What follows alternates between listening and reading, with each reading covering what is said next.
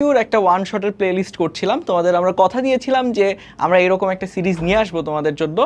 তো তারই ধারাবাহিকতায় আজকে আমরা হচ্ছে চ্যাপ্টার 3 বল, এই চ্যাপ্টারটার উপর মোটামুটি যে কটা এমসিকিউ ইম্পর্টেন্ট টপিক ওয়াইজ এবং হচ্ছে গিয়ে প্রত্যেকটারই একটু থিওরি আলোচনা করে তারপরে আমরা সলিউশনগুলো করব। সো কথাবার্তা না বাড়িয়ে চলো আমরা শুরু করি। তো আমাদের প্রথম যে টপিকটা আছে সেটা একদমই সিম্পল ব্যাপার, জড়তা, বলের ধারণা, নিউটনের প্রথম সূত্র আর হচ্ছে মৌলিক বল। এই চারটা জিনিসের উপর আমরা প্রথমে ডিসকাস করব। তো এখন এখানে জড়তা আমরা কি জানি? কোন একটা বস্তু যে অবস্থায় আছে সে অবস্থায় থাকতে চাওয়ার যে প্রবণতা সেটাকে আমরা বলি হচ্ছে জড়তা। যেমন যদি আমি জড়তাকে ক্লাসিফাই করতে চাই, জড়তাকে বেসিক্যালি তুমি দুই ভাগে ভাগ করতে পারো। একটা হচ্ছে স্থিতি জড়তা, স্থিতি জড়তা, এবং আরেকটা হচ্ছে গতি জড়তা। সো এটা হচ্ছে এক নাম্বার, এবং আরেকটা হচ্ছে গতি জড়তা। স্থিতি জড়তাটা কি? কোন একটা স্থির বস্তু স্থির অবস্থায় থাকতে চায়, এইটার যে প্রবণতা সেটাকে আমরা বলবো হচ্ছে স্থিতি জড়তা। গতি জড়তা কোনটা? কোন একটা গতিশীল বস্তু সমবেগে ওই একই দিকে চলতে থাকতে চায়, চলা অবস্থায়, চলন্ত অবস্থায় থাকতে চায়, তার এই প্রবণতাকে আমরা বলবো হচ্ছে গতি জড়তা। আর যদি আমি তার এই জড়তার পরিবর্তন করতে চাই, যদি আমি জড়তার পরিবর্তন করতে চাই তাহলে কি করা লাগবে? জড়তার পরিবর্তন। এই জড়তার পরিবর্তন করতে চাইলে আমার এই বস্তুটার উপর বল প্রয়োগ করতে হবে, যেটা আমরা নিউটনের প্রথম সূত্র থেকে জানতে পারি। সো নিউটনের প্রথম সূত্র আমাদেরকে বলে যে বাহ্যিক বল প্রয়োগ করা না হলে স্থির বস্তু স্থির থাকবে, গতিশীল বস্তু সমবেগে ওই একই দিকে সরলরেখা বরাবর চলমান থাকবে। তার মানে তুমি যদি জড়তার পরিবর্তন করতে চাও, স্থির থেকে গতিশীল করতে চাও, কিংবা গতিশীল থেকে স্থির করতে চাও, সেক্ষেত্রে তোমার কি করা লাগবে ভাইয়া? বল প্রয়োগ করতে হবে। সো খুবই বেসিক আইডিয়া। এখান থেকে আমরা বেসিক্যালি দুইটা নতুন জিনিসের উপর, ফার্স্ট থেকে দুইটা নতুন জিনিসের উপর আমরা আইডিয়া পাই। একটা হচ্ছে জড়তা কি, এইটা আমরা জানতে পারি, এবং বল কি, এই জিনিসটা আমরা জানতে পারি। এখন প্রশ্ন হচ্ছে বল আসলে কি? বল হচ্ছে একটা বাহ্যিক কারণ। মনে রাখো, বল কি? বল হলো একটি বাহ্যিক কারণ, এক্সটার্নাল বাহ্যিক কারণ, এক্সটার্নাল রিজন, যেটার জন্য কি ঘটবে? যেটার জন্য স্থির বস্তু গতিশীল হবে অথবা গতিশীল হতে চাইবে। বুঝছো কথাটা? তাহলে একটা স্থির বস্তু, এই স্থির বস্তুটাকে তুমি গতিশীল করতে চাও, তাহলে কি করা লাগবে? একটা বাহ্যিক কারণ লাগবে। এই কারণটাকে আমরা বলতেছি হচ্ছে বল। এখন অনেক সময় দেখা যায় যে একটা বস্তুর উপর বল প্রয়োগ করেও, যেমন তোমার দেয়ালের কথা চিন্তা করতে পারো, দেয়ালের উপর তুমি বল প্রয়োগ করেও কিন্তু দেয়ালটিকে গতিশীল করতে পারছো না। তার মানে এইখানে তুমি বাহ্যিক কারণটা দিচ্ছ, কিন্তু স্থির বস্তুকে গতিশীল করতে পারছো না, রেদার গতিশীল করার চেষ্টা করছো। তাহলে সেটাও কি হবে? এক ধরনের বল হবে। আবার যদি অন্য একটা জিনিস যদি আমি একটু বোঝানোর চেষ্টা করি, ধরো একটা বস্তু গতিশীল আছে, ইউ বেগে গতিশীল আছে, এই বস্তুটাকে যদি তুমি থামাতে চাও তাহলেও তোমার কি করা লাগবে? একটা বল প্রয়োগ করা লাগবে, এই বরাবর একটা বল প্রয়োগ করা লাগবে। সো এই কারণের ফলাফলে আমরা হচ্ছে এই বস্তুটা বেগ হ্রাস দেখতে পাই, দ্যাট মিনস স্থির হওয়া দেখতে পাই। সো এই জিনিসগুলো মোটামুটি তোমরা জানো, আমি জাস্ট একটু তোমাদেরকে ওয়ার্ম আপ করাচ্ছি একটু মনে করে দেওয়ার মাধ্যমে। এইটা হচ্ছে আমাদের নিউটনের প্রথম সূত্র। এর পাশাপাশি আমাদের যেটা লাগবে খুবই ইম্পর্টেন্ট এমসিকিউর জন্য, যেহেতু আমরা এমসিকিউ ক্লাস করতেছি, মৌলিক বলের যে প্রকারভেদ আছে এই প্রকারভেদটা। সো আমাদের মৌলিক বল বেসিক্যালি 4 ধরনের হয়। মৌলিক বল কি? মৌলিক বল বেসিক্যালি 4 ধরনের হয়। একটা হচ্ছে মহাকর্ষ বল, পরের স্লাইডে আছে ডিটেইলস। মহাকর্ষ বল, তড়িৎ চুম্বক বল, এরপর হচ্ছে দুর্বল নিউক্লিয়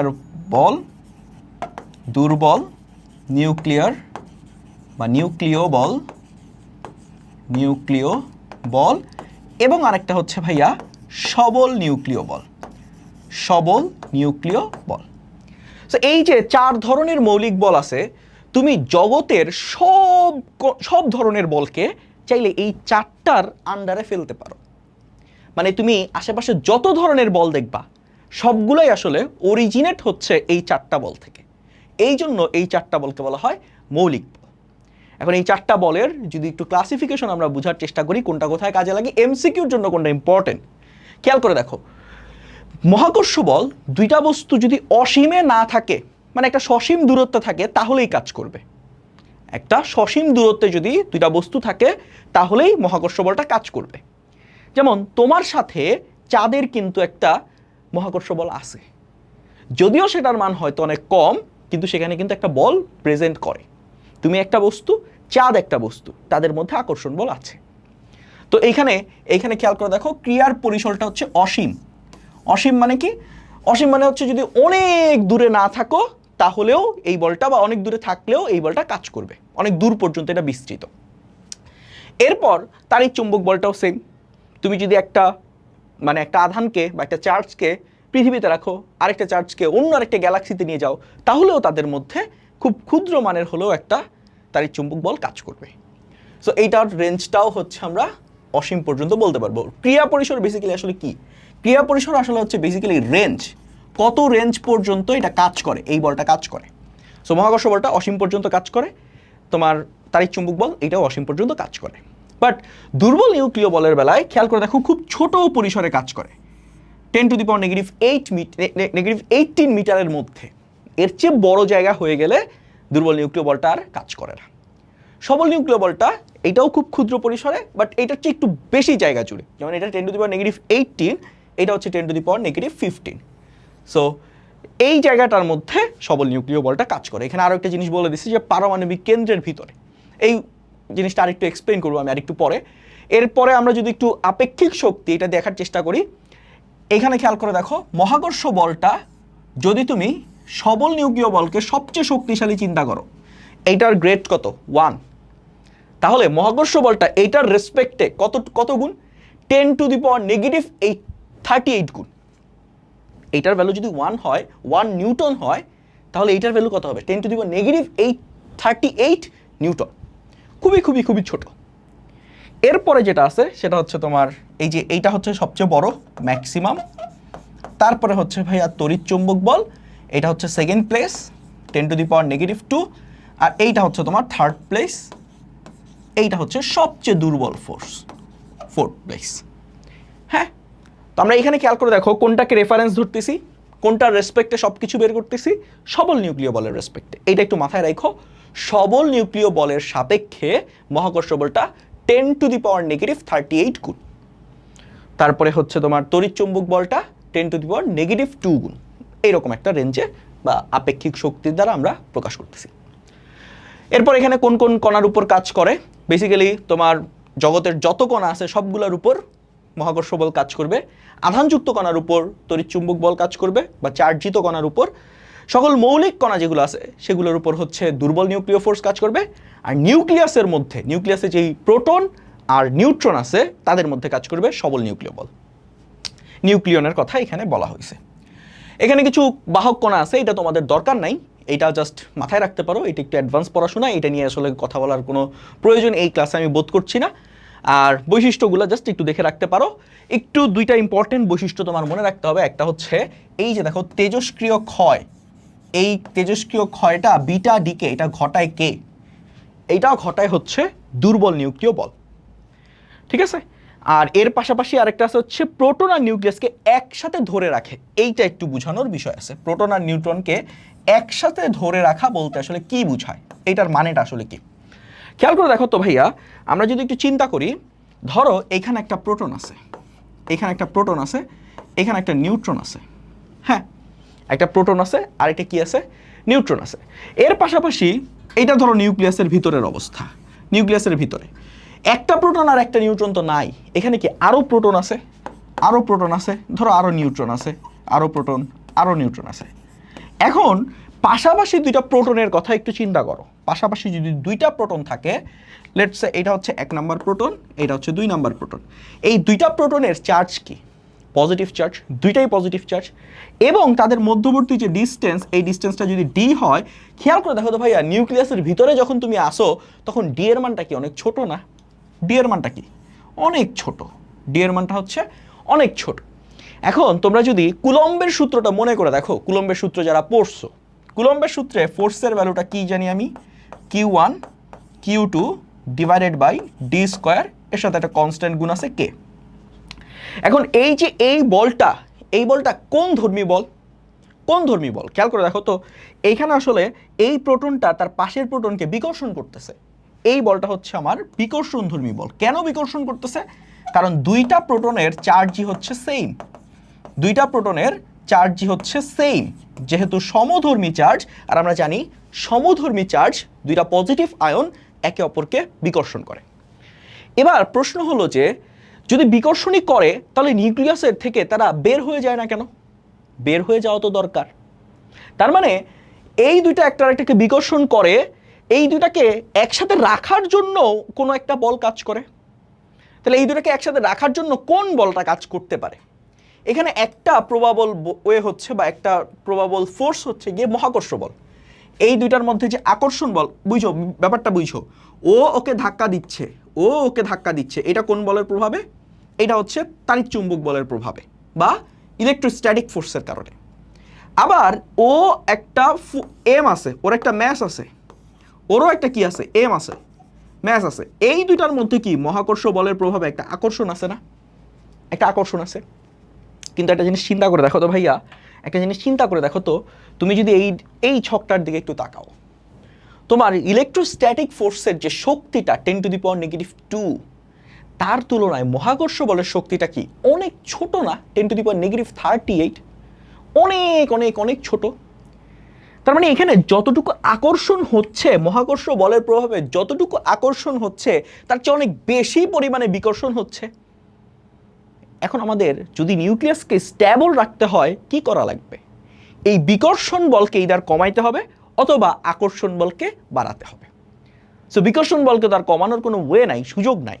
এই জন্য ধারণা করা হয়, বা এটা আসলে প্র্যাকটিক্যালি অলরেডি থিওরিটিক্যালি চলেও আসছে, যে এই জায়গাতে আরও একটা আকর্ষণধর্মী বল কাজ করে।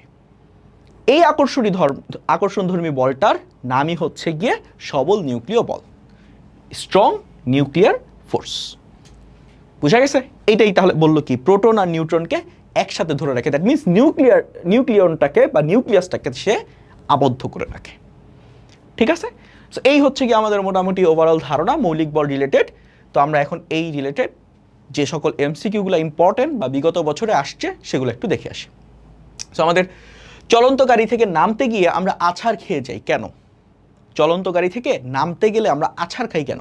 অনেক সময় দেখবা বাসের হেল্পাররা বলতেছে বাম পা দিয়ে নামেন, বাম পা দিয়ে নামেন। এই বাম পা দিয়ে নামার যৌক্তিকতাটা আসলে কি? এটার কারণটা হচ্ছে, তুমি ধরো গাড়ির মধ্যে আসো, গাড়ির মধ্যে, এটা মনে করো বাস, এটা মনে করো বাস, এই বাসের এইটা হচ্ছে গেট, হ্যাঁ, এই বাসটা সামনের দিকে আগাচ্ছে, ঠিক আছে?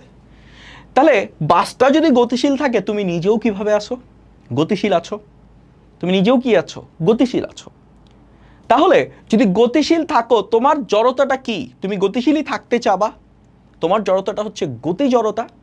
কিন্তু যখন তুমি হুট করে নামতে চাচ্ছ, তখন তোমার জড়তাটা গতি জড়তা, কিন্তু তোমার নিচের পার্টকে তুমি থামাই দিতে চাচ্ছ, ভূমির সাথে থামাই দিতে চাচ্ছ। তোমার উপরের পার্ট, শরীরের উপরের পার্ট কিন্তু এখনো ঠিক মতো থামে নাই, ও কিন্তু গতি জড়তাতেই আছে। সো তোমার উপরের পার্ট সামনের দিকে ঝুঁকে পড়তে চাচ্ছে, কিন্তু তুমি নিচের পার্ট ভূমিতে রেখে দিছো। এই জন্য আমরা হচ্ছে গাড়ি থেকে নামার সময় আছাড় খাওয়ার একটা সম্ভাবনা থাকে। এখন বাম পা দিয়ে নামার কারণটা কি? বাম পা দিয়ে যদি আমি নামি, তাহলে আমি একটু দৌড়ে যেতে পারি। ডান পা দিয়ে নামলে, ডান পা যদি আগে দাও, তাহলে তুমি একটু দৌড়ে যেতে পারবে না। দৌড়ে যাওয়ার কারণটা কি? দৌড়ে যাওয়ার কারণ হচ্ছে তুমি নিচের অংশ, বডির নিচের পার্টটাকেও গতিশীল রাখতেছো, উপরের পার্ট তো তোমার গতি জড়তার কারণে গতিশীল আছেই। এই জন্য তুমি একটু দৌড়ালে, হালকা একটু, বাস থেকে নামার পর হালকা একটু দৌড়ালে, অল্প একটু দৌড়ালে তুমি হচ্ছে গিয়ে আছাড় খাবা না। আর এই দৌড়ানোটা ব্যালেন্স করার জন্য তোমার আগে বাম পা দিয়ে নামতে বলা হয়। সো ওইটা ডিফারেন্ট কেস, ওইটা আমাদের লাগবে না। তাহলে আমরা এখানে আসলে কোন জড়তার কারণে বা কোন কারণে আমরা হচ্ছে গিয়ে আছাড় খাই? দ্যাট ইজ গতি জড়তার কারণে। গতি জড়তা, এটা হচ্ছে আমাদের অ্যান্সার, পি নাম্বারটা। তারপর কোনটি যারা জড়তার পরিমাপ করা হয়? মাথায় রাখবা ভাইয়া, অনেকে একটা ধারণা রাখে যে স্থিতি জড়তা বা স্থির জড়তা, স্থিতি জড়তাটা হচ্ছে ভরের সাথে রিলেটেড, ভর, এবং গতি জড়তা যেটা আছে এই গতি জড়তাটা হচ্ছে ভরবেগের সাথে রিলেটেড। যার ভরবেগ বেশি তার গতি জড়তাটা বেশি, কিন্তু এইটা কমপ্লিটলি একটা রং কথা। এটা আসলে বলা ঠিক না। ভরবেগের উপর ডিপেন্ড করে না, গতি জড়তাও ডিপেন্ড করে ভরের উপর। দুইটাই ভরের উপর ডিপেন্ড করবে। জড়তা, যার ভর বেশি তার জড়তা বেশি, সেটা গতিশীল বস্তু হোক স্থির বস্তু হোক। সো এইটার অ্যান্সার হচ্ছে ভর। যদিও এখানে ভরবেগ কোনো অপশন নাই, বাট আমি তোমাদেরকে ওয়ার্ন করে দিলাম যে এটা আসলে ভর দুই কেসেই হবে। বলের সংজ্ঞা পাওয়া যায় নিউটনের কোন সূত্র থেকে? বল, বল জিনিসটা কি? বল প্রথমে কে ধারণা দিয়েছিলেন? কোন সূত্রে নিউটন ধারণা দিয়েছিলেন? বলের ধারণা দিয়েছিলেন তিনি প্রথম সূত্রে, আর বলের কিভাবে পরিমাপ করতে হয় সেই কথা বলছিলেন দ্বিতীয় সূত্রে। তো আমাদের এইখানকার অ্যান্সার হচ্ছে বলের ধারণা তিনি দিয়েছিলেন হচ্ছে নিউটনের প্রথম সূত্রে। সমান আয়তনের কোন বস্তুর জড়তা বেশি হবে? আচ্ছা, এখানে খুব ইম্পর্টেন্ট কথা, আয়তন সমান। তাহলে আমরা কি জানি জড়তা কখন বেশি হয়? জড়তা কখন বেশি হয়? জড়তা বেশি হবে যদি ওই বস্তুর ভর বেশি হবে। এখন আয়তন যদি সমান হয়, ভাইয়া এটা তোমাদের হয়তো যারা 26 ব্যাচের আছো তারা হয়তো এই জিনিসটা পড়ো নাই বা জানো না, কিন্তু অন্য ব্যাচের সবাই হয়তো জানবা শর্ট সিলেবাসে। সেটা হচ্ছে ঘনত্ব যে টার্মটা, সেই টার্মটা আসলে কি? ঘনত্ব টার্মটা হচ্ছে ভর ডিভাইডেড বাই আয়তন। ভর ডিভাইডেড বাই আয়তন। এখন চিন্তা করে দেখো তো, এইখানে যদি সমান আয়তন হয় তাহলে এই টার্মটা হয়ে যাচ্ছে কনস্ট্যান্ট, সবগুলোর জন্য কনস্ট্যান্ট। তাহলে যার ভর বেশি হবে তার ঘনত্ব কি হবে? বেশি হবে। বা উল্টা করে বলো, যার ঘনত্ব বেশি তার ভর কি হবে? বেশি হবে। আবার যার ভর বেশি হবে তার জড়তাটাও কি হবে ভাইয়া? বেশি হবে। তো আমরা এখান থেকে বলতে পারি যে ঘনত্ব বেশি হলে জড়তাও কি হবে? বেশি হবে। এখন প্রশ্ন হচ্ছে এই কয়টার মধ্যে কোনটার ঘনত্ব সবচেয়ে বেশি? তো এই জায়গায় আসলে ঘনত্ব আমার বেশি হবে হচ্ছে তামা আছে, রূপা আছে, পারদ আছে, আর হচ্ছে লোহা আছে। সো এইটা হচ্ছে পারদের ঘনত্ব ম্যাক্সিমাম। পারদের ঘনত্বটা হচ্ছে ম্যাক্সিমাম।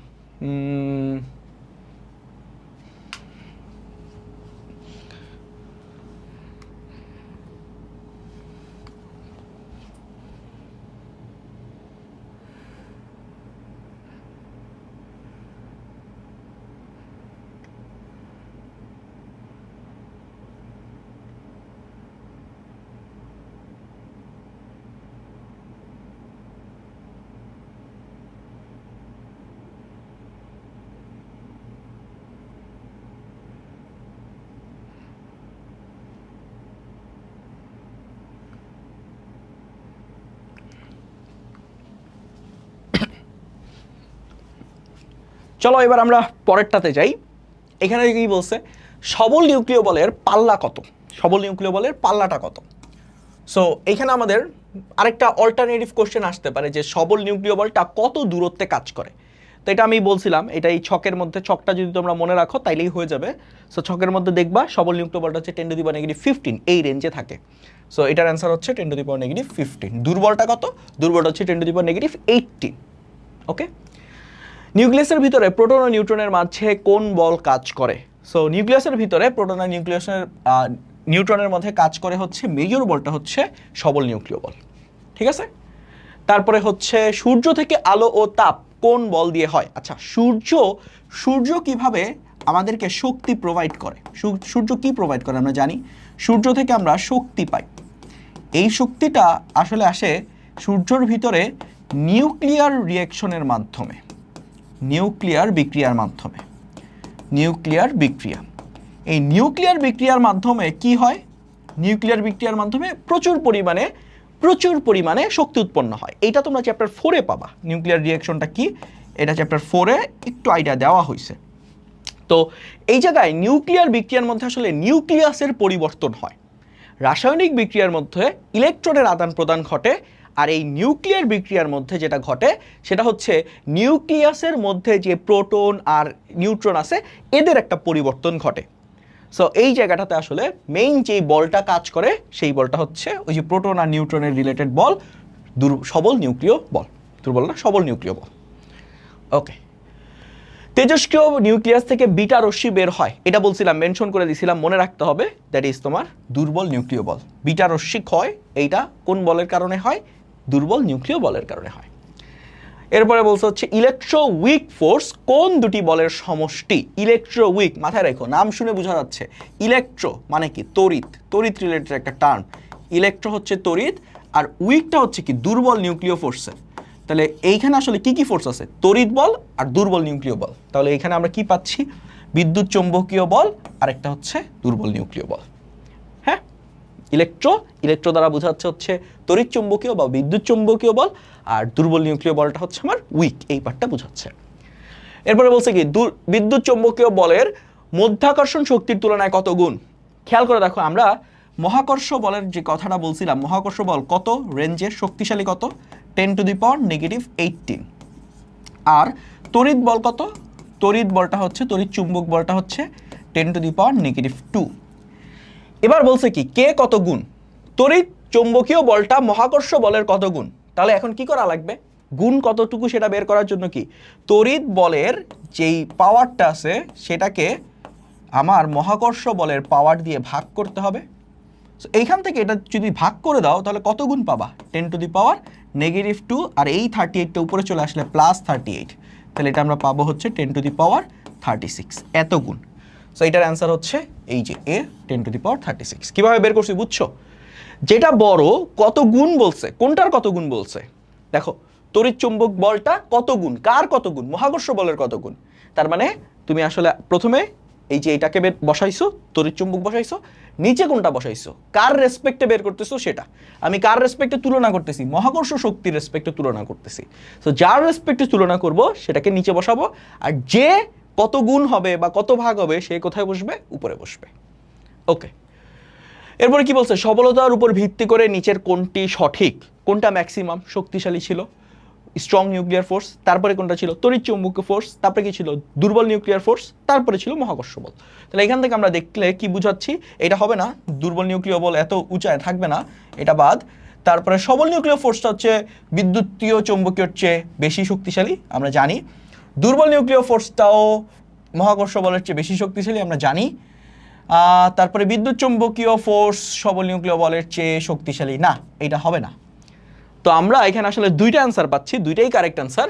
সো তোমরা যদি দুইটার একটা দাগাও তাহলেই হয়ে যাবে। হ্যাঁ, যে কোনো দুইটার একটা দাগালেই হবে, সমস্যা নেই। ওকে, তারপর বলের ক্ষেত্রে মহাকর্ষ বল তড়িৎ চৌম্বকীয় বলের তুলনায় অনেক দুর্বল। হ্যাঁ ঠিক আছে, মহাকর্ষ বলটা অনেক দুর্বল, আমরা জানি। মহাকর্ষ বল দুর্বল নিউক্লিয় বল অপেক্ষা দুর্বল। হ্যাঁ, মহাকর্ষ বল সবচেয়ে দুর্বল। তড়িৎ চৌম্বকীয় বল সবল নিউক্লিয় বল অপেক্ষা শক্তিশালী না। তড়িৎ চৌম্বকীয় বলটা সবল নিউক্লিয় বলের চেয়ে শক্তিশালী না, সবল নিউক্লিয় বলটা হচ্ছে সবচেয়ে শক্তিশালী। তার মানে 1 আর 2 এখানকার হচ্ছে কারেক্ট অ্যান্সার। ওকে, এবার আসলে আমরা নিউটনের দ্বিতীয় সূত্র যেটা আছে সেই দ্বিতীয় সূত্রের একটু কথাবার্তা বলা শুরু করি। দ্বিতীয় সূত্র থেকে আমরা কি জানি, স্টেটমেন্টটা একটু পড়ো, কোনো বস্তুর ভরবেগের পরিবর্তনের হার সেই বস্তুর উপর ক্রিয়াশীল বলের সমানুপাতিক। এটা আসলে সমান না লিখে সমানুপাতিকও লিখতে পারো। সো অ্যাকচুয়ালি হচ্ছে সমানুপাতিক এবং সে বলের দিকেই ঘটে। মানে কি, ভরবেগের পরিবর্তন, এখানে একটু কনফিউশন মনে হতে পারে, আমি একটু মুখে বলে দেই। সেটা হচ্ছে কোনো বস্তুর ভরবেগের পরিবর্তনের হার এর উপর প্রযুক্ত বলের সমানুপাতিক এবং বল যেদিকে ক্রিয়া করে ভরবেগের পরিবর্তন ওই একই দিকেই হয়। এখন প্রশ্ন হলো ভরবেগ জিনিসটা কি। সো কোন একটা বস্তুর ম্যাস মনে করো m, এইটা যদি v বেগে গতিশীল হয় তাহলে এটার যে ভরবেগ p দ্বারা প্রকাশ করা হয়, এইটা হচ্ছে mv। আর ফোর্স জিনিসটা কি, ফোর্স হচ্ছে গিয়ে ভরবেগের পরিবর্তনের হার। ভরবেগের পরিবর্তনটা যদি ডেল্টা p হয়, এইটার পরিবর্তনের হারটা হচ্ছে delta p by delta t। এই যে দেখো, ডেল্টা পিটা হচ্ছে ভরবেগের পরিবর্তন, ডেল্টা টি হচ্ছে যখন ভাগ করে দিচ্ছ তখন এইটাকে আমরা বলতেছি ভরবেগের পরিবর্তনের হার, যেটা কার সমানুপাতিক বা সমান, ফোর্সের সমান বা সমানুপাতিক। কারণ এই সমানুপাতিক ধ্রুবকটার মান কত, 1, এটা তোমরা পড়ে আসছো হয়তো। সো এখান থেকে আমরা একটা ফর্মুলা জানি, F সমান সমান m ইন্টু a। এই ফর্মুলাটা মনে রাখলেই হবে আপাতত, এই ফর্মুলাটা মনে রাখলেই হবে আপাতত তোমাদের জন্য। সো আমরা F সমান সমান যদি m a হয় এটা তো বুঝি। এখন প্রশ্ন হলো, লেটস সে একটা বস্তুর উপর দুইটা বল কাজ করতেছে, দুইটা বল কাজ করতেছে। একটা বস্তুর উপর ডান দিকে একটা বল কাজ করতেছে F1 এবং বাম দিকে একটা বল কাজ করতেছে F2। এক্ষেত্রে কি ঘটবে, এক্ষেত্রে ঘটনাটা কি ঘটবে? আচ্ছা, এই জায়গায় লব্ধি বলের একটা কনসেপ্ট আসবে, মোট বল বা লব্ধি বল। লব্ধি বল, এইখানে একটা লব্ধি বল বা এই লব্ধি বলকে বলা হয় F net force, net force.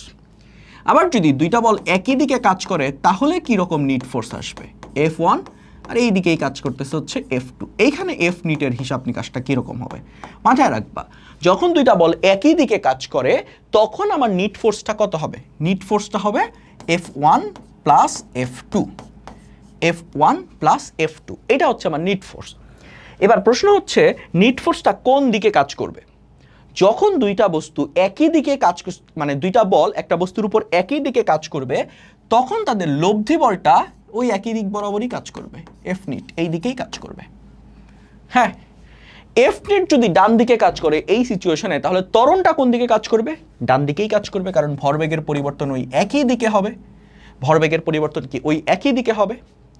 এবার প্রশ্ন হচ্ছে এখানে নিউটনের দ্বিতীয় সূত্র কিভাবে খাটাবো?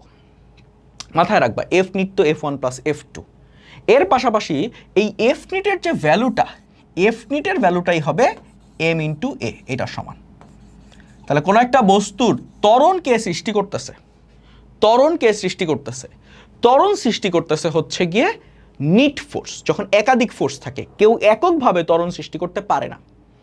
F1 এককভাবে শুধুমাত্র যদি সে একা অ্যাপ্লাই হতো তাহলে এক কথা, কিন্তু যখন দুইটা ফোর্স আছে এখানে তুমি বলতে পারবা না F1 এর জন্য একটা ত্বরণ, F2 এর জন্য আরেকটা ত্বরণ। ত্বরণ আসবে হচ্ছে নিট ফোর্সের কারণে, বুঝা গেছে? আর এইখানে নিট ফোর্সটা কত হবে? এখানে নিট ফোর্স হচ্ছে F1 মাইনাস F2 অথবা অথবা or F2 minus F1। F1 minus F2 কখন হবে? F1 মাইনাস F2 কখন হবে? যদি তোমার F1 এর ভ্যালু এইটা হবে যদি F1 এর ভ্যালু F2 এর চেয়ে বড় হয়, আর এইটা কখন হবে? F2 এর ভ্যালু যখন F1 এর চেয়ে বড় হয়। এবার এইটার দিক কোন দিকে হবে? এটার দিক কোন দিকে হবে? ভাইয়া খুব সিম্পল ব্যাপার। ধরো আমার হাত ধরে দুইজন দুই দিকে টানতেছে, ও টানতেছে 10 নিউটনে, ও টানতেছে 5 নিউটনে। তাহলে আমি কোন দিকে যাব? আমি অবশ্যই এই দিকে হেলে পড়বো। তার মানে আমি এই যে বড়টার দিকে হেলে যাচ্ছি কত ফোর্সে? নিট ফোর্সটা কত? 10 মাইনাস 5, 5 নিউটনে আমি বড়টার দিকে হেলে পড়তেছি। তাহলে যদি F1 এর ভ্যালু বড় হয় তাহলে এই দিকে কাজ করবে এফ নিট, আর যদি F2 এর ভ্যালু বড় হয় তাহলে তার উল্টা দিকে কাজ করবে এফ নিট। এবং এই জায়গাতেও এফ নিটের যে ভ্যালু, এই ভ্যালুটা হবে m ইন্টু a এর সমান। বুঝা গেছে? বুঝা গেছে? আশা করি বুঝতে পারছো। আরেকটা জিনিস একটু মাথায় রাখতে হবে, আরেকটা নতুন কনসেপ্ট, দ্যাট ইজ কল্ড বলের ঘাত। বলের ঘাতটা আসলে কি?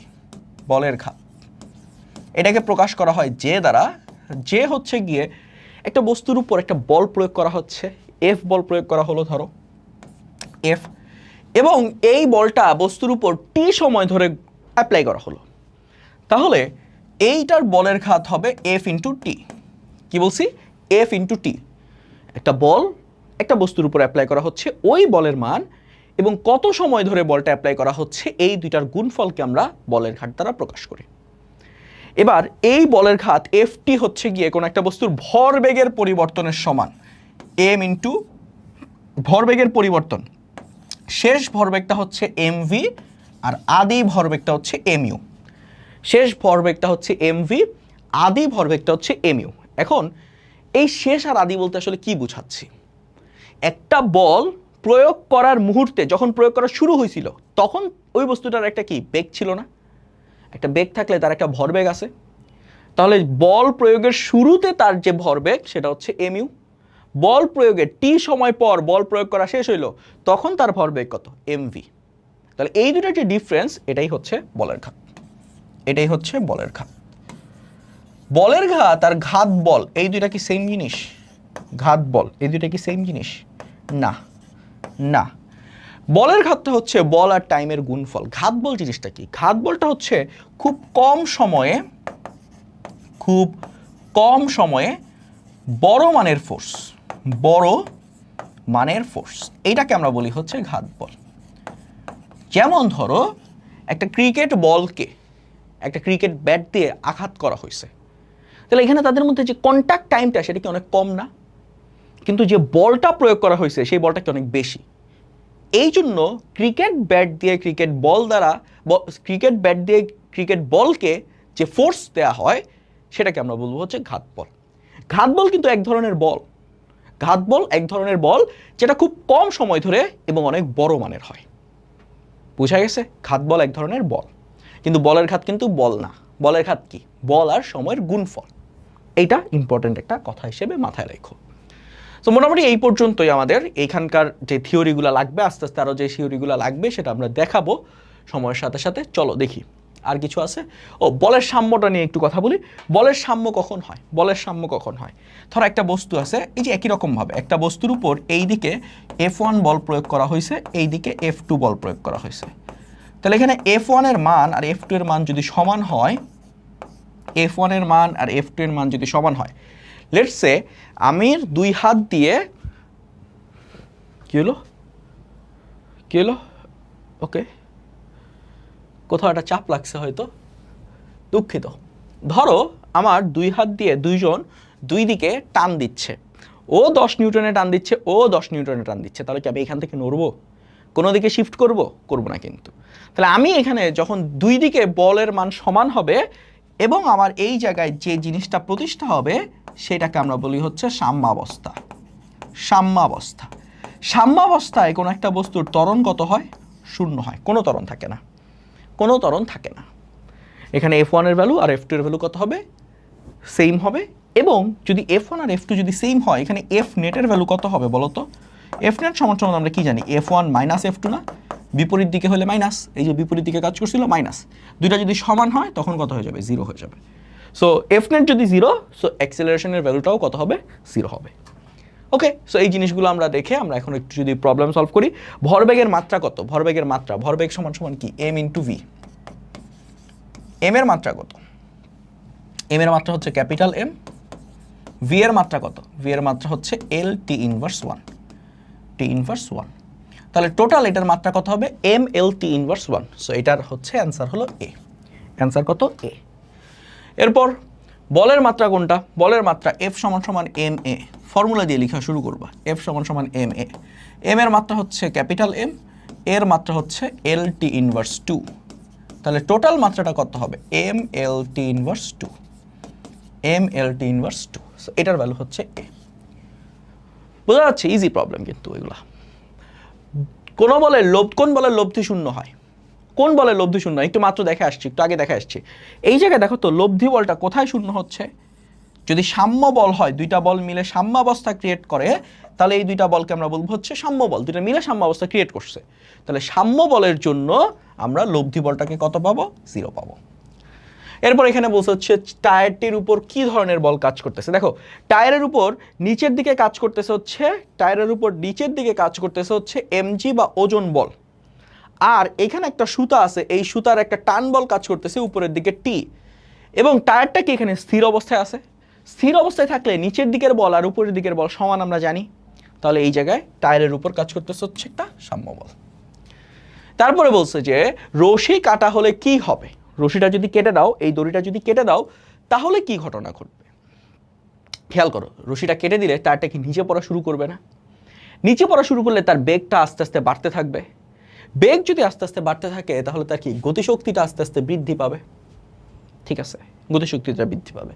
তার যে ত্বরণ, সেই ত্বরণটা হবে না, নিচের দিকে তামার সাথে সাথে ত্বরণ হবে, অভিকর্ষীয় ত্বরণের সমপরিমাণ সে ত্বরণ নিয়ে নিচে নামবে। এটাও ঠিক আছে। প্রশ্ন হলো ক্রিয়া প্রতিক্রিয়া কি হবে? এখানে কি রশি কাটার সাথে ক্রিয়া প্রতিক্রিয়া বলের কোনো ধরনের কোনো কানেকশন আছে? কোনো ধরনের কিন্তু কোনো কানেকশন নাই। তার মানে এই জায়গাটাতে আমরা বলতে পারি যে 2 আর 3 এটা হচ্ছে সঠিক উত্তর। ক্রিয়া প্রতিক্রিয়া বলের কোনো কানেকশন এখানে নাই। এরপরে বলছি কি, গতিশীল বস্তুর ক্ষেত্রে লব্ধি বল শূন্য হলে বস্তু কোন অবস্থায় থাকবে? গতিশীল বস্তুর জন্য খুবই ইম্পর্টেন্ট কথা, খুবই ইম্পর্টেন্ট কথা। গতিশীল বস্তু, একটা বস্তু গতিশীল আছে মানে কি? তার মানে তার একটা বেগ আছে ইউ বেগে। এবার যদি তার উপর লব্ধি বলটা শূন্য হয়, এফ নেট 0, এফ নেট 0 হলে ত্বরণ কত? ত্বরণ কত? 0। এফ নেট 0 হলে ত্বরণ কত? 0। ত্বরণ যদি 0 হয়, তাহলে কি বেগের কোনো মানের পরিবর্তন হবে? দিকের পরিবর্তন হবে? কিচ্ছু হবে না। বল কি করে? বল এই তার মানের পরিবর্তন করে বেগের, অথবা দিকের পরিবর্তন করে, অথবা মান এবং দিক উভয়ের পরিবর্তন করে। যেহেতু এখানে কোনো বলই নাই, তাহলে এই বস্তুটার বেগের মানেরও পরিবর্তন হবে না, দিকেরও পরিবর্তন হবে না। সো সে আসলে সমবেগে চলতে থাকবে। কিভাবে চলবে? সমবেগে চলবে। বেগের মানেরও পরিবর্তন হচ্ছে না, দিকেরও পরিবর্তন হচ্ছে না, দ্যাট মিন্স সমবেগে চলবে সে। আচ্ছা একটা কথা বলো তো তোমরা, সমবেগ আর সমদ্রুতি এর মধ্যে ডিফারেন্সটা কি? সমবেগ আর সমদ্রুতি ডিফারেন্সটা কি? এই ডিফারেন্সটা বোঝা দরকার। ধরো একটা বস্তু এই দিকে চলতেছে, তার বেগ, তার সেই দ্রুতিটা হচ্ছে 2 মিটার পার সেকেন্ড। এখন সে ডিরেকশন চেঞ্জ করে এই দিকে গেল, এখন তার ওই একই দ্রুতি 2 মিটার পার সেকেন্ডই আছে। তাহলে এইখানে খেয়াল করে দেখো তো যে মানটা আছে, এই মানের কি কোনো পরিবর্তন হয়েছে? দ্রুতির মানের কোনো পরিবর্তন হয় নাই, তাই এটাকে আমরা বলবো হচ্ছে সমদ্রুতি। বাট এই জায়গায় কি তোমার দিকের পরিবর্তন হয়েছে না? দিক পরিবর্তন হয়েছে না? দিক যদি পরিবর্তন হয় তাহলে সেটা কি আর সমবেগ বলা যাবে? না, এইটা সমবেগ না, সমবেগ না। সমবেগ হওয়ার জন্য মানেরও পরিবর্তন হওয়া যাবে না, দিকেরও পরিবর্তন হওয়া যাবে না। সো এটা সমদ্রুতি, ফাইন, বাট নট সমবেগ। একটি বস্তুর উপর 100 নিউটন বল, এফ এর মান 100 নিউটন বল কত সময়ব্যাপী ক্রিয়া করলে বস্তুটির ভরবেগের পরিবর্তন, তার মানে কি ডেল্টা পি এর ভ্যালুটা বলে দিছে তোমাকে 10 KG metre per second, KG metre per second. ভরবেগের পরিবর্তন এই ম্যাথটা অনেকভাবে করতে পারো, তুমি অনেকভাবে করতে পারো। দেখো বলের ডেফিনেশন থেকে এটা করা যাবে। বলের ডেফিনেশন কি? বলের ডেফিনেশনটা হচ্ছে ভরবেগের পরিবর্তনের হার। তাহলে এখানে ভরবেগের পরিবর্তন হয়েছে 10, কত সময় হয়েছে? আচ্ছা সময় আমার বের করা লাগবে। এফ এর ভ্যালু হচ্ছে 100 ডিভাইডেড বাই ডেল্টা টি। তাহলে এখানে আমার ডেল্টা টিটা যদি উপরে নিয়ে আসো আর এই 100টা যদি নিচে নিয়ে যাও, তাহলে 10/100 মানে হচ্ছে 0.1 সেকেন্ড। সো আমাদের এখানে আমরা বলতে পারবো যে আমার এখানে যে সময়টা লাগছে সেই সময়টা হচ্ছে 0.1 সেকেন্ড। এরপর কি বলছে? একটি বস্তু ভর দেওয়া আছে, একটি গাড়ির ভর দেওয়া আছে, সে এত বেগে চলতেছিল, তাহলে তার ভরবেগ কত? গুণ করে দাও না খালি।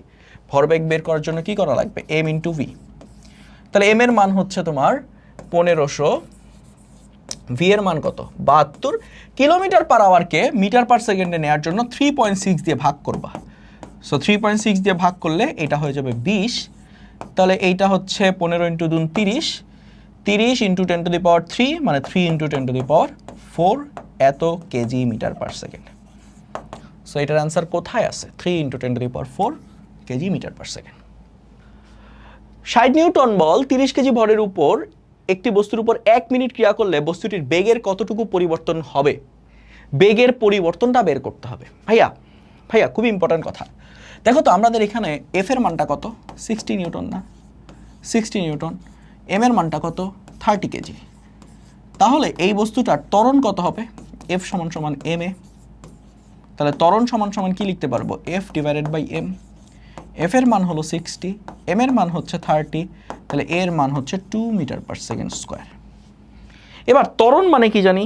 ত্বরণের সমীকরণটা কি মনে আছে? ত্বরণ সমান সমান এ সমান সমান V minus U divided by T. V minus ইউটা কি? বেগের পরিবর্তন। ভি মাইনাস ইউ এটা কি? বেগের পরিবর্তন, মানে কি ডেল্টা ভি বলতে পারবো, ডেল্টা ভি বাই টি। এটা হচ্ছে আমার ত্বরণ। তাহলে ত্বরণের মানটা আমরা পাইছি হচ্ছে 2 ডেল্টা ভি টাইম কত সময় ধরে এটা প্রয়োগ করা হয়েছে? 1 মিনিট, মানে কি 60 সেকেন্ড। সো ডেল্টা ভি এর যে ভ্যালুটা এই 60টা এই পাশে চলে আসলে 120 metre per second. 120 metre per second. এটা হচ্ছে পি নাম্বার অ্যান্সার। ওকে, বুঝা গেল? হ্যাঁ। 5 কেজি ভরের একটি স্থির বস্তুকে, তার মানে আদিবেগটা কত? আদিবেগটা হচ্ছে 0 মিটার পার সেকেন্ড। 3 সেকেন্ড ধরে, এটা হচ্ছে time. 3 metre per second square ত্বরণ দিলে এর চূড়ান্ত বেগ কত? এইটা আসলে কোনো প্রবলেমের মধ্যে পড়ে না, কারণ এটা গতি চ্যাপ্টারের প্রশ্ন চলে আসছে। তো যাই হোক, আমাদের ওইটা হিসাব করার দরকার নাই। চূড়ান্ত ভরবেগ বের করার জন্য চূড়ান্ত বেগটা আমরা বের করি। চূড়ান্ত ভরবেগটা কি হবে? P final M into V, শেষ বেগ ইন্টু ভর। এখন ভিটা কেমনে বের করবো? ভি সমান সমান আমরা কি জানি? ইউ প্লাস এটি। আদিবেগটা কত? 0, ত্বরণের মান কত? 3, টাইম কত? 3, তাহলে শেষ বেগটা হবে 3 × 9 মিটার পার সেকেন্ড। বসায় দাও তাহলে। এম এর মান হচ্ছে 5 কেজি, ভি এর মান হচ্ছে 9, তাহলে 5 9 45 kg metre per second. KG metre per second. তাহলে এটা হচ্ছে আমাদের এ নাম্বারটা answer, 45 kg metre per second. বুঝা গেছে? এরপর কি বলছে? 10 কেজি ভরের একটা বস্তু আছে। 10 কেজি ভরের একটা স্থির বস্তুর উপর 100 নিউটন বল 0.1 সেকেন্ড সময়ব্যাপী ক্রিয়া করলে ত্বরণ কত? ত্বরণ খেয়াল করে দেখো তো, এখানে এফ এর ভ্যালু হচ্ছে আমরা জানি এম ইন্টু এ, তাহলে এফ এর মান হচ্ছে 100, এম এর মান হচ্ছে 10 ইন্টু এ, তাহলে এ সমান সমান কত আসবে? 10 metre per second square. So এটা কারেক্ট অ্যান্সার, এটা কারেক্ট। ভরবেগের পরিবর্তন কতটুকু হয়েছে এটা বের করা লাগবে। ভরবেগের পরিবর্তন ওই আবারও একই জিনিস, বলের ডেফিনেশন থেকে আসো। এফ সমান সমান কি? ভরবেগের পরিবর্তনের হার। তাহলে বল হচ্ছে ভরবেগের পরিবর্তনের হার যদি হয়, এফ সমান সমান আমরা বলতে পারবো ডেল্টা পি বাই ডেল্টা টি। এখন এফ এর যে ভ্যালুটা, এফ এর ভ্যালুটা কত? এফ এর ভ্যালুটা হচ্ছে 100 সমান সমান delta P by delta T. Delta T এর ভ্যালু কত? 0.1। সো এখান থেকে ভরবেগের পরিবর্তন হয়েছে কতটুকু? 100 into 0.1, that means 10 metre per. ভরবেগের পরিবর্তন হচ্ছে kg metre per second. Okay, so এখান থেকে আমরা এটাও ঠিক বললাম, 10 KG metre per second. Fine, দুইটা অ্যান্সার ঠিক আছে। থার্ড নাম্বারটা কি আসলে? বলের ঘাত। বলের ঘাতের ডেফিনেশন কি? জে সমান সমান এফ ইন্টু টি। তাহলে এফ এর মান কত? এফ এর মান হচ্ছে 100 ইন্টু 0.1 সমান সমান আসছে হচ্ছে আমার 10 নিউটন সেকেন্ড। এই দেখো বলের ঘাতের একক কি? এফ এর একক হচ্ছে নিউটন, টাইমের একক সেকেন্ড, তাহলে বলের ঘাতের একক কি হবে? Newton second. এটাও কারেক্ট অ্যান্সার। খেয়াল করে দেখো তো, এখান থেকে আমরা বুঝতেছি যে বলের ঘাতের মান যত আসছে, 10 নিউটন সেকেন্ড যত আসছে, ভরবেগের পরিবর্তনের মানটাও কি আসছে? সেম আসছে, 10 কেজি মিটার পার সেকেন্ড। একটু আগে যেটা বলছিলাম যে বলের ঘাত আর ভরবেগের পরিবর্তন এই দুটার ভ্যালু হচ্ছে সেম হয়। সো আমাদের এটার কারেক্ট অ্যান্সার হচ্ছে 1, 2 এবং 3। এরপর কি বলছে? এটা খুব ইম্পর্টেন্ট কথা। দুইটা বল আছে, খুবই ইম্পর্টেন্ট এমসিকিউ। বস্তুটির কার্যকর ত্বরণের মান ও দিক কেমন হবে? মান ও দিক খেয়াল করো। এর উপর ডান দিকে কাজ করতেছে 100 নিউটনের ফোর্স, ডান দিকে কাজ করবে 100 নিউটন, এবং বাম দিকে কাজ করতেছে এই দিকে পুশ করতেছি আমি 80 নিউটন দিয়ে। এখন তাহলে কোনটা বড়? 100 বড়। তাহলে বস্তুটা এই দিকে হচ্ছে লব্ধি বল হবে এফ নেট, এবং এই এফ নেটের মানটা হবে বড়টা মাইনাস ছোটটা, দ্যাট মিনস 20 নিউটন। ত্বরণ কত হবে? ত্বরণ সমান সমান আমরা কি জানি? এফ নেট সমান সমান এম ইন্টু এ। তাহলে এ সমান সমান কি আসবে? F net divided by M. তাহলে এফ নেটের মান কত? 20, এম এর মান কত? বস্তুর ভর 20, তাহলে 20, 1 metre per second square. 1 metre per second square. Direction কোন দিকে? দেখো তো ডান দিকে। এফ নেট যেদিকে হবে, এফ নেট যেদিকে কাজ করবে, ত্বরণও কি ওই একই দিকে কাজ করবে না?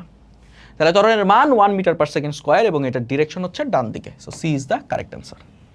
বুঝা গেল? C is the correct answer. এরপরে কি বলছে? একটি বস্তুর ভর দেওয়া আছে, আদিবেগ দেওয়া আছে, 3 সেকেন্ড পর বস্তুর বেগ দেওয়া আছে, বস্তুর উপর প্রযুক্ত বল বের করতে হবে। তাহলে দেখো ভর দেওয়া আছে, আমরা এফ সমান সমান কি জানি? M into A. M A মানে কি? V minus U by T. M এর মান কত? 2 কেজি। শেষ বেগ কত? 8। আদি বেগ কত? 5। টাইম কত? 3। 8 মাইনাস 5 3, 3 বাই 3 1, তাহলে 2 নিউটন। অ্যান্সার হচ্ছে 2 নিউটন। বুঝা গেছে? এরপর এখানে কি বলছে? 2 কেজি ভরের একটি বস্তু কিউ এর উপর প্রযুক্ত বল বনাম সময়ের লেখচিত্র। দেখো কার গ্রাফটা কার? এফ ভার্সেস টি। লেখচিত্রের ঢালের একক কি হবে? ভাইয়া ঢালের একক, ঢাল মানে কি বলতো? ঢাল আসলে কি? ঢালটা হচ্ছে ওয়াই এর চেঞ্জ ডিভাইডেড বাই এক্স এর চেঞ্জ। ওয়াই এর চেঞ্জ, ওয়াই অক্ষ বরাবর কোনটা রাখছি? ফোর্সের চেঞ্জ ডিভাইডেড বাই এক্স অক্ষ বরাবর টাইমের চেঞ্জ। ফোর্সের একক কি? নিউটন। তাহলে পরিবর্তন, ফোর্সের পরিবর্তনের একক কি হবে? এইটাও হবে নিউটন। টাইমের একক কি? সেকেন্ড। এখন নিউটন বাই সেকেন্ড, নিউটনকে আমরা আবার কি লিখতে পারি? Kg metre per second square by second. কেন নিউটনকে কেজি মিটার পার সেকেন্ড লিখতে পারি, স্কোয়ার লিখতে পারি? এফ সমান সমান এম এ। তাহলে এইটা হচ্ছে নিউটন, 1 নিউটন সমান সমান এটা কত? কেজি, আর অ্যাক্সেলারেশনের একক কি? Metre per second square. 1 newton সমান সমান 1 kg per metre square. So এইখান থেকে এস দিয়ে ভাগ করে দিলে পাবো হচ্ছে আমি kg metre per second cube. So D হচ্ছে কি আমাদের কারেক্ট অ্যান্সার। এ বিন্দুতে বস্তুটি সর্বোচ্চ গতিশক্তি লাভ করে। প্রশ্নের মধ্যে আসলে এ বিন্দুটা আনফরচুনেটলি আসে নাই, তো আমি এখন এটাকে কি বলতে পারি, কি করতে পারি? এটা খুবই ইম্পর্ট্যান্ট একটা প্রশ্ন, করাইতে হবে। ধরে নাও এটা হচ্ছে ও বিন্দু, এটা মনে করো এ বিন্দু, এটা হচ্ছে বি বিন্দু। হ্যাঁ ভাইয়া আমাকে বলো তো যে এই যে এফ ভার্সেস টি একটা গ্রাফ দেওয়া আছে, এই গ্রাফটার ক্ষেত্রফল তোমাকে কি দিবে বলতে পারবা? F divided by F versus T, এই গ্রাফটার ক্ষেত্রফল তোমাকে কি দিবে? ধরো তুমি এখানে এফ রাখছো, এই বরাবর রাখছো হচ্ছে টি। গ্রাফটা ত্রিভুজ পরে আসো, আগে একটা মানে স্ট্রেট লাইন আমি নেই, স্ট্রেট লাইন। তুমি ধরো টি সমান সমান 0 থেকে যাওয়া শুরু করছো, টি সমান সমান টি পর্যন্ত আসছো, আর এইটা মনে করো ফোর্সের ভ্যালু এফ। তাহলে এইখানে যে ক্ষেত্রফলটা আছে, এই ক্ষেত্রফলটা আসলে কি? এইটুকুর ভ্যালু হচ্ছে এফ, এইটুকুর ভ্যালু হচ্ছে টি। তাহলে এরিয়াটা আসলে কি ভাইয়া? এরিয়াটা হচ্ছে F T, force into time. এখন প্রশ্ন হচ্ছে এরিয়াটা যদি এফ টি হয়, এফ টি আবার কি? এফ টি আবার কি? বল ইন্টু সময় কি বলের ঘাত না? এরিয়াটা কি? বলের ঘাত। এরিয়া যদি বলের ঘাত হয় ভাইয়া, একটু চিন্তা করে দেখো তো, বলের ঘাত আবার আমরা কি বলতে পারি? বলের ঘাত হচ্ছে ভরবেগের পরিবর্তন। বলের ঘাতটা কি? ভরবেগের পরিবর্তন। মানে এফ ভার্সেস টি গ্রাফের যে ক্ষেত্রফলটা, সেই ক্ষেত্রফলটা তোমাকে ওই বস্তুটার ভরবেগের পরিবর্তন নির্দেশ করবে। কথাটা বুঝা গেছে? আবারও বলি, এফ ভার্সেস টি গ্রাফের ক্ষেত্রফল তোমাকে ওই গ্রাফের বলের ঘাত নির্দেশ করবে। বলের ঘাত বা ভরবেগ এর পরিবর্তন নির্দেশ করবে। এখন এ বিন্দুতে গতিশক্তি সর্বোচ্চ, আসলেই কি তাই? আসলেই কি তাই? দেখো তো, যখন আমি এ বিন্দুতে আসছি, তখন এইখানে এই যে ক্ষেত্রফলটা আস্তে আস্তে বাড়তেছে না? বাড়তেছে ক্ষেত্রফলটা, বাড়তেছে ক্ষেত্রফলটা, বাড়লো বাড়লো। এইখানে আসার পর এই লেফট সাইডের ক্ষেত্রফলটুকু কি হয়েছে বলো তো?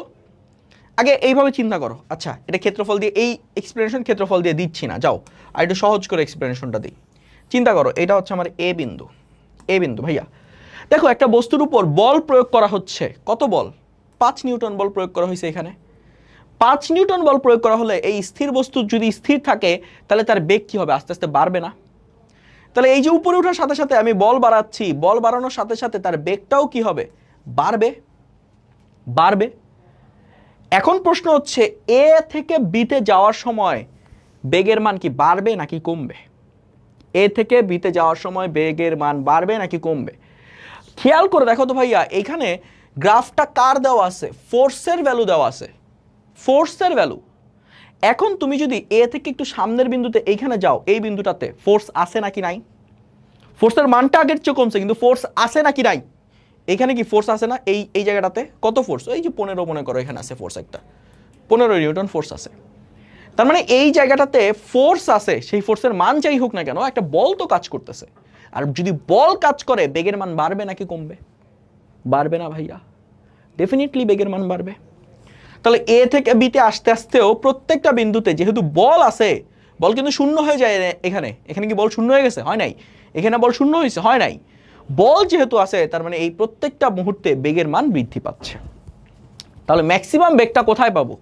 ম্যাক্সিমাম বেগটা পাবো আমি বি বিন্দুতে, একদম শেষ অবস্থায়। সো বি বিন্দুতে বেগ ম্যাক্সিমাম, দ্যাট মিনস বি বিন্দুতে গতিশক্তিটাও ম্যাক্সিমাম। সো এটা আসলে এ বিন্দু না, এটা হবে বি বিন্দুতে ম্যাক্সিমাম ভেলোসিটি বা ম্যাক্সিমাম গতিশক্তি। ও এ এবং এ বি অংশের ভরবেগের পরিবর্তন সমান। ও এ এবং এ বি অংশের ভরবেগের পরিবর্তন সমান, আসলেই কি তাই? আসলেই কি তাই? দেখো তো ভাইয়া, এখানে একটা যদি ত্রিভুজ হয়, এই ত্রিভুজটার এই অংশের ক্ষেত্রফল, এইটুকুর ভূমির মান কত? 15, উচ্চতা কত? 20। আবার এইটুকুর ভূমির মান কত? 15, উচ্চতা কত? 20। তাহলে এই দুইটা অংশের ক্ষেত্রফলের ভ্যালু কি? সেম। দুইটা অংশের ক্ষেত্রফলের ভ্যালু কি? সেম। আর এফ ভার্সেস টি গ্রাফের ক্ষেত্রফল কি মিন করে? ভরবেগের পরিবর্তন। দুইটা অংশের ভরবেগের পরিবর্তন সেম, দ্যাট মিনস দুইটা অংশের ক্ষেত্রফল সেম, দ্যাট মিনস দুইটা অংশের ভরবেগের পরিবর্তনও কি হবে? সেম হবে। তাহলে এই অংশটুকু আর এই অংশটুকুর ভরবেগের পরিবর্তন সেম। তারপরে বলছি কি, ও এ এবং এ বি অংশে অসমতরণ ক্রিয়াশীল, আসলে কি তাই? অসমতরণ, ত্বরণের মান চেঞ্জ হচ্ছে, বলের মানটা কি কন্টিনিউয়াসলি চেঞ্জ হচ্ছে না? বাড়তেছে আবার কমতেছে। তাহলে বলের মান যদি চেঞ্জ হয়, আমরা কি জানি? এফ সমান সমান এম এ। এমটা কনস্ট্যান্ট, ফাইন, কোনো সমস্যা নাই। কিন্তু যদি এফ চেঞ্জ হয়, এর মানটাও কি হবে? চেঞ্জ হবে না? দ্যাট মিনস এখানে আবার অসমতরণ, এ পরিবর্তনশীল।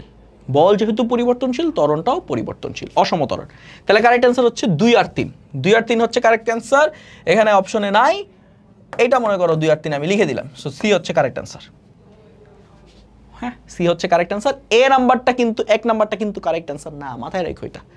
এরপরে এই যে এই পয়েন্টের পরে গেলে কিন্তু, এই পয়েন্টের পরে গেলে কিন্তু বেগের মান বাড়বে, কমবে না।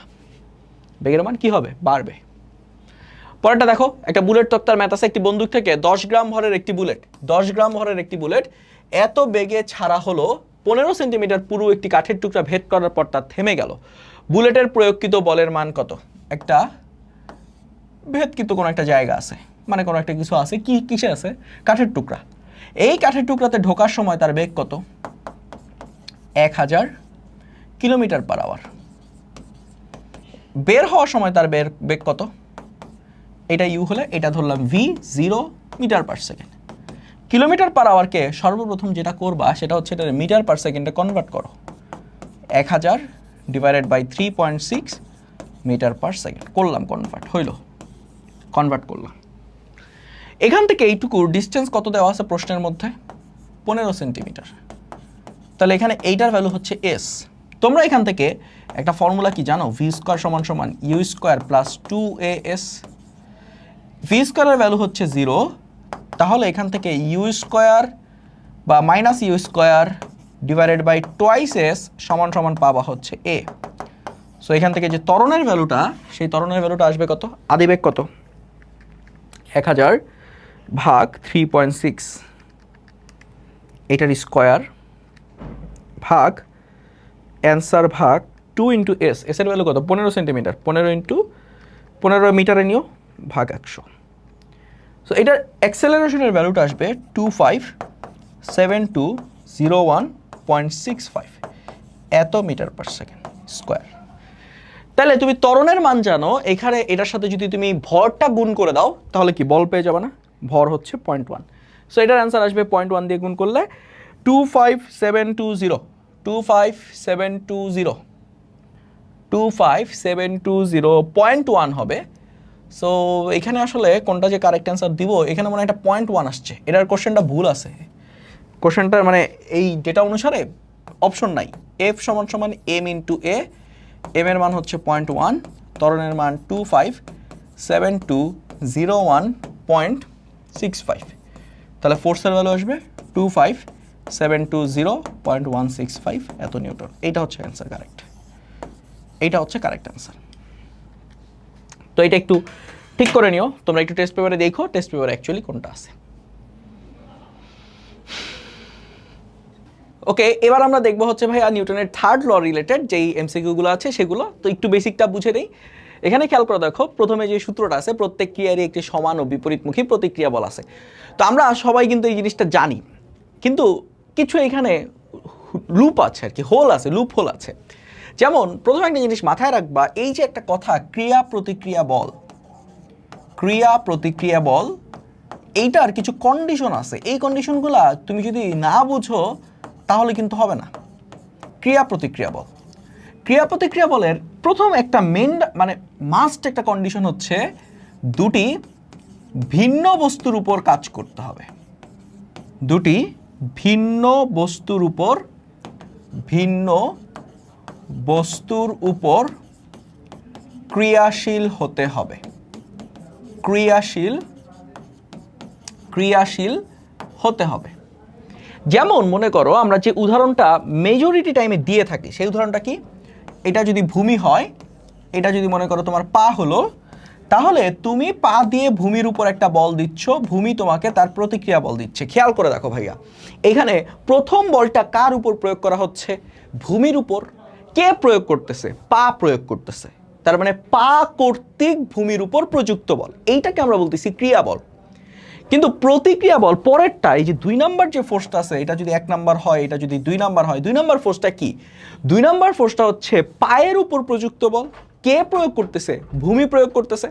তার মানে এইখানে আমরা একটা জিনিস ক্লিয়ার যে 1 নাম্বার বলটা কাজ করতেছে ভূমির উপর এবং 2 নাম্বার বলটা কাজ করতেছে পায়ের উপর। এবার ধরে নাও এই 1 নাম্বার বলটাকে আমরা ধরলাম F1, 2 নাম্বার বলটাকে ধরলাম F2। আমি কি তাহলে লিখতে পারবো according to the third law of Newton F1 সমান সমান হবে F2, মান সমান এবং দিক যেহেতু বিপরীত তাই এটাকে আমি নেগেটিভ সাইন দিয়ে লিখে ফেললাম। এবার আমি যদি একটা কাজ করি, সেই কাজটা কি? এই F2টাকে রাইট সাইড থেকে লেফট সাইডে নিয়ে আসলাম F1 প্লাস F2 সমান সমান হচ্ছে 0। রাইট সাইডে 0 মানে কি জানো মনে আছে? রাইট সাইডে 0 মানে কি ভাইয়া? সাম্য তৈরি হয়েছিল, নেট ফোর্স 0। তার মানে এইখানে আমরা বলতে পারবো সাম্যাবস্থা তৈরি হয়েছে। ওকে, ক্লিয়ার? বুঝতে পারছো? যদি এইটুকু বুঝে থাকো তাহলে তুমি একটা মস্ত বড় ট্র্যাপে পড়লা। এইখানে যে কাজটুকু করা হয়েছে এই কাজটুকু কমপ্লিটলি ভুল। কেন ভুল ভাইয়া? খেয়াল করে দেখো তো, ধরো আমি তোমাকে বললাম একটা গাছের উপর 100 নিউটন বল কাজ করতেছে, আরেকটা গাছের উপর 200 নিউটনের বল কাজ করতেছে। আমি কি এই 100 নিউটন আর 200 নিউটনকে যোগ করতে পারবো? এখানে একটা গাছ আছে বা একটা বস্তু আছে, যে কোনো একটা বস্তু, এর উপর 100 নিউটন ফোর্স কাজ করতেছে। এইখানে আরেকটা বস্তু আছে, এর উপর 200 নিউটন বল কাজ করতেছে। আমি কি তাহলে বলতে পারবো এই দুইটা মোট বল 300 নিউটন? বলা যাবে? যাবে না তো। কেন যাবে না? তার কারণ হলো এই যে দুইটা বল, দুইটা ভিন্ন বস্তুর উপর কাজ করলে এদেরকে যোগ করা যায় না। যোগ করার বা লব্ধি বের করার একমাত্র কন্ডিশন হচ্ছে বলগুলা একই বস্তুর উপর কাজ করাইতে হবে। এখানে কি দুইটা বল একই বস্তুর উপর কাজ করছে? করে নাই কিন্তু। তার মানে তুমি এই দুইটার লব্ধি বের করতে পারবা না। লব্ধি বলে কিছু এক্সিস্ট করে না, এই দুইটার কিছু নাই আসলে। তাহলে এখানে খেয়াল করে দেখো, F1টা কাজ করতেছে কার উপর? ভূমির উপর। F2টা কাজ করতেছে কার উপর? পায়ের উপর। হ্যাঁ, এদের মান সমান, এদের দিক ভিন্ন, কিন্তু তাই বলে তুমি তাদেরকে কি করতে পারবা না? এইভাবে যোগ করতে পারবা না এবং বলতে পারবা না সাম্যাবস্থা তৈরি হয়েছে। এইটা বলা যাবে না। ঠিক আছে? একটা মেজর ভুল আছে, কনসেপচুয়াল ভুল আছে।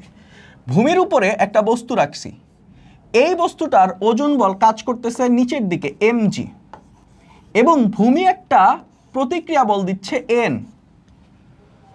তোমরা এখান থেকে দেখে বলো যে mg আর n হলো ক্রিয়া প্রতিক্রিয়া বল। এইটা আসলে কমপ্লিটলি ঠিক না। কমপ্লিটলি কি? একটুও ঠিক না। কেন? mg কার উপর কাজ করতেছে ভাইয়া? mg মানে কি? ওজন বল। ওজন বল কার উপর কাজ করে? বস্তুর উপর কাজ করে না। ওজন মানে কি? পৃথিবী আমাদেরকে যে বলে টানছে তাকে আমরা বলতেছি mg বা ওজন বল। পৃথিবী আমাদের এই বলটা দিয়ে টানছে, আমাদেরকে টানছে বা বস্তুকে টানছে, তাহলে কার উপর বলটা পৃথিবী প্রয়োগ করতেছে? বস্তুর উপর। তাহলে mgটা কাজ করতেছে বস্তুর উপর। mg কাজ করতেছে বস্তুর উপর। n কার উপর কাজ করতেছে? nও তো ভাইয়া বস্তুর উপরই কাজ করতেছে, বস্তুর উপরই কাজ করতেছে। তাহলে দুইটা বল যদি বস্তুর উপরই কাজ করে, এরা কি আমি ক্রিয়া প্রতিক্রিয়া বলতে পারবো? পারবো না। খেয়াল করে দেখো, এই যে এইখানে বলছে কি দুইটা ভিন্ন বস্তুর উপর কাজ করাইতে হবে। এই দুইটা বল দুইটা ভিন্ন বস্তুর উপর কাজ করছে না, একই বস্তুর উপর কাজ করতেছে। তাই mg আর n ক্রিয়া প্রতিক্রিয়া বল হবে না। হবে না ভাইয়া। বুঝা গেছে? এই কনসেপ্টটুকু ক্লিয়ার করা লাগবে। ক্রিয়া প্রতিক্রিয়া বল কখনোই এই যে বলের সাম্য এটা ক্রিয়েট করতে পারে না, সাম্যাবস্থা ক্রিয়েট করতে পারে না। সাম্যাবস্থা ক্রিয়েট করতে পারে যখন অনেকগুলা বল একটা বস্তুর উপর কাজ করে, কিন্তু এখানে বল দুইটা ভিন্ন বস্তুর উপর কাজ করবে। ক্লিয়ার? বুঝা গেছে? এরপরে আমাদের হচ্ছে সংঘর্ষ রিলেটেড একটা টার্ম আছে। আমরা এখান থেকে ভরবেগের সংরক্ষণশীলতা নীতিটা শিখি। সেটা কি? ধরো এখানে একটা বস্তু আছে m1, এইটা u1 বেগে চলতেছে। এখানে আরেকটা বস্তু আছে m2, এইটা u2 বেগে চলতেছে। এদের মধ্যে একটা থুপ করে সংঘর্ষ হলো। সংঘর্ষের পরে m1 ভরের বস্তুটা এই দিকে v1 বেগে যাচ্ছে, m2 ভরের বস্তুটা ওই একই দিকে, লেটসে একই দিকে বা অন্যদিকে হোক, হোয়াটএভার ইট ইজ, v2 বেগে যাচ্ছে। তাহলে এইখান থেকে আমরা যদি কনজারভেশন অফ মোমেন্টাম, ভরবেগের সংরক্ষণশীলতা অ্যাপ্লাই করতে চাই, m1 u1 plus m2 u2 সমান সমান হবে m1 v1 plus m2 v2। তার মানে আসলে কি? তার মানে এখানে আসলে কি বোঝাতে চাচ্ছি? এখানে আমরা বোঝাতে চাচ্ছি যে সংঘর্ষের আগে মোট ভরবেগ এবং সংঘর্ষের পরে মোট ভরবেগটা কি হবে? সমান হবে। এটা হচ্ছে সংঘর্ষের আগের মোট ভরবেগ, সংঘর্ষের পরের মোট ভরবেগ, এই দুটো জিনিস সমান হবে। আচ্ছা, এর পাশাপাশি যদি মিলিত হয়, মিলিত দুইটা বস্তু একই সাথে চলা শুরু করছে সংঘর্ষের পরে যদি দুইটা বস্তু একই সাথে যাওয়া শুরু করে, তাহলে তাদের দুইটা শেষ বেগ কি হবে? সেম না? দুইটা বস্তুর শেষ বেগ v1 আর v2 এর মান কি? সেম, কারণ দুইটা একসাথে যাচ্ছে। সেক্ষেত্রে আমরা বলতে পারবো m1 plus u1 sorry m1 u1 plus m2 u2 সমান সমান, যেহেতু দুইটার শেষ বেগ সেম, আমি তাহলে তার শেষ বেগটা কমন নিতে পারবো m1 plus m2 into v। এই হলো গিয়ে আমাদের এইখানকার ইকুয়েশন। এর পাশাপাশি আমরা স্থিতিস্থাপক সংঘর্ষ নামক একটা জিনিস পড়ছিলাম।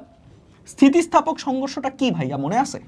স্থিতিস্থাপক সংঘর্ষ, স্থিতিস্থাপক সংঘর্ষ, স্থিতিস্থাপক সংঘর্ষ সেগুলাকে আমরা বলবো যদি তার সংঘর্ষের আগের মোট গতিশক্তি এবং সংঘর্ষের পরের মোট গতিশক্তি সেম থাকে। এখানে কি সেম ছিল আগে আর পরে? ভরবেগ। সংঘর্ষের আগে মোট ভরবেগ, সংঘর্ষের পরে মোট ভরবেগ সমান হয়েছে। এটা যে কোনো সংঘর্ষের জন্য প্রযোজ্য হবে। এই যে কনজারভেশন অফ মোমেন্টাম বা ভরবেগের সংরক্ষণশীলতা নীতি যে কোনো সংঘর্ষের জন্য প্রযোজ্য হবে, কিন্তু কনজারভেশন অফ কাইনেটিক এনার্জি গতিশক্তির সংরক্ষণশীলতা শুধুমাত্র স্থিতিস্থাপক সংঘর্ষের জন্য প্রযোজ্য হবে।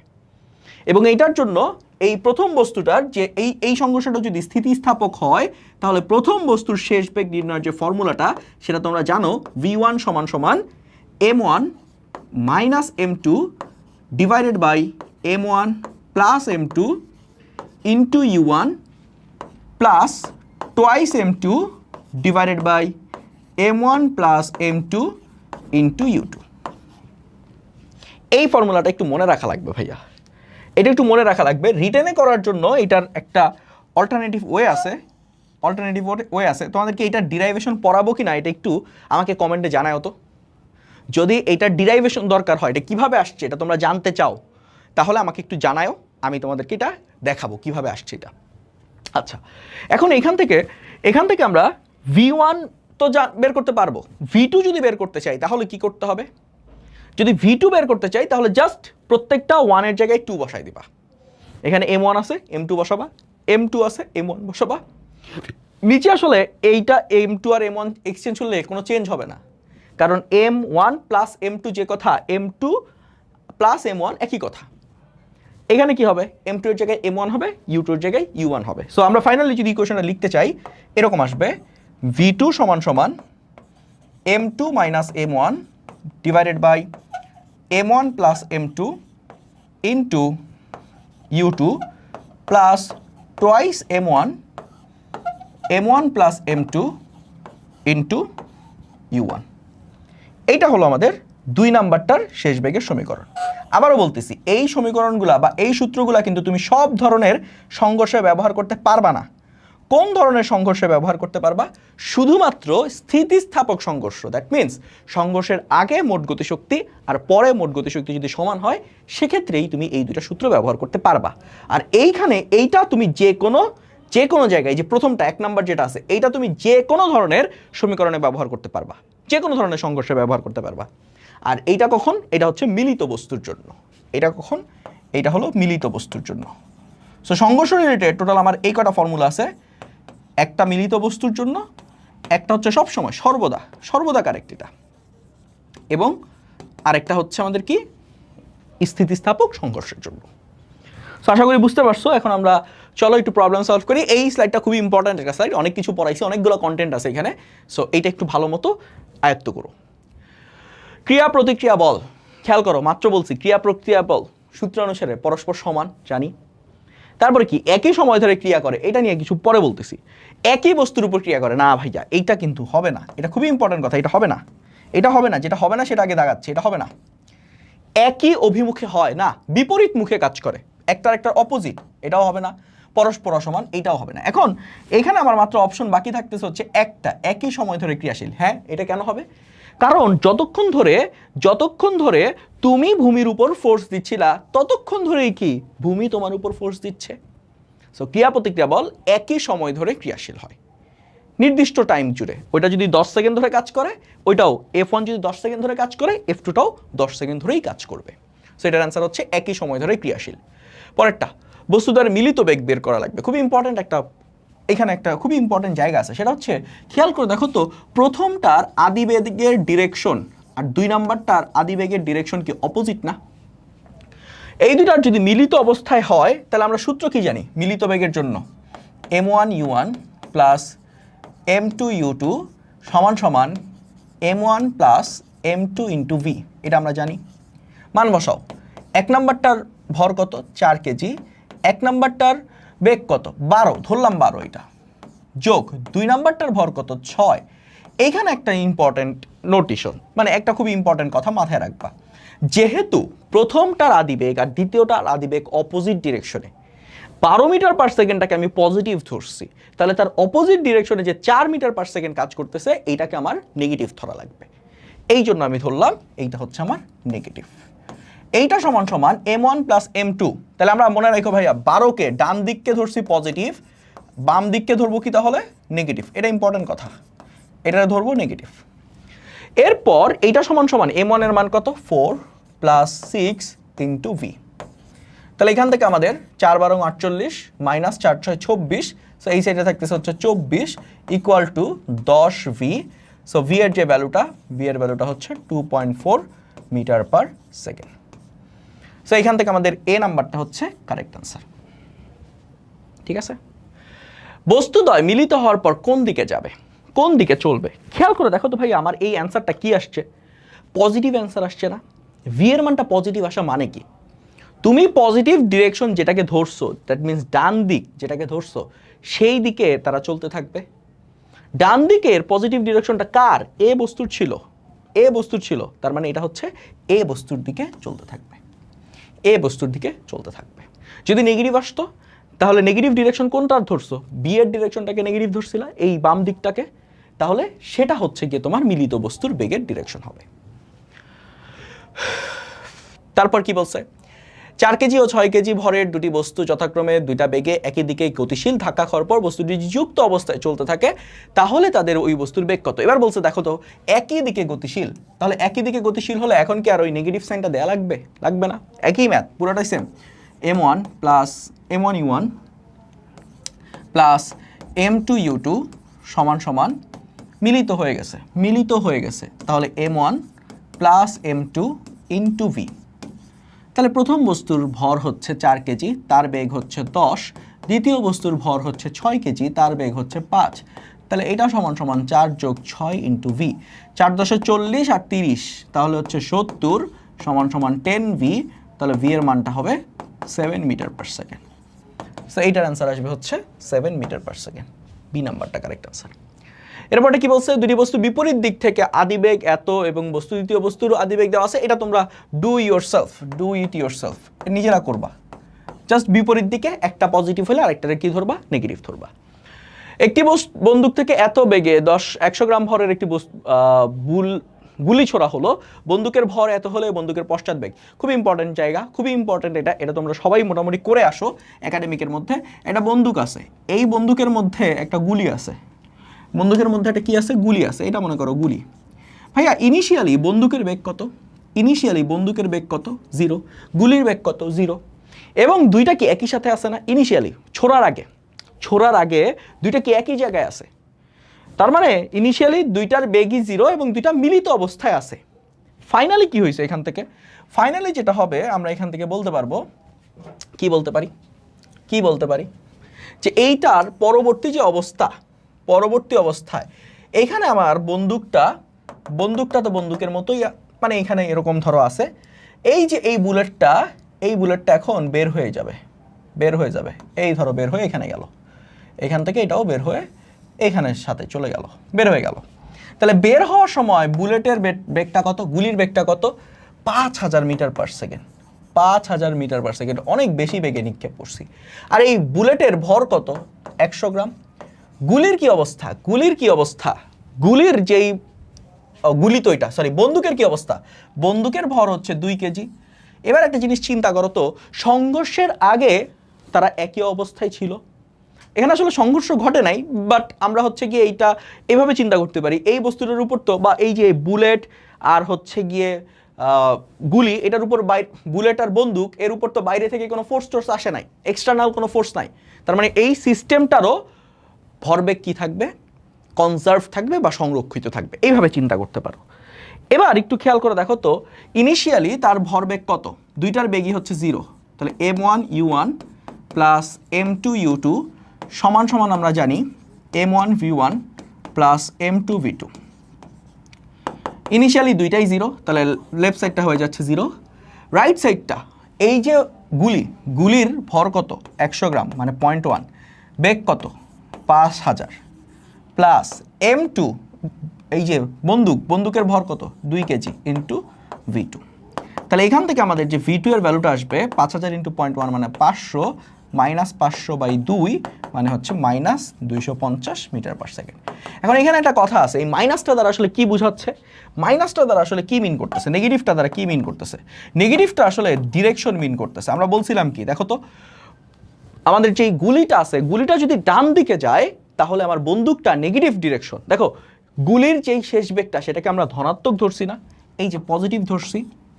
এটা যদি পজিটিভ হয় তাহলে বন্দুকের বেগটা যেহেতু নেগেটিভ আসছে, দ্যাট মিন্স বন্দুকটা তার অপোজিট ডিরেকশনে 250 মিটার পার সেকেন্ড বেগে গতিশীল হয়েছে।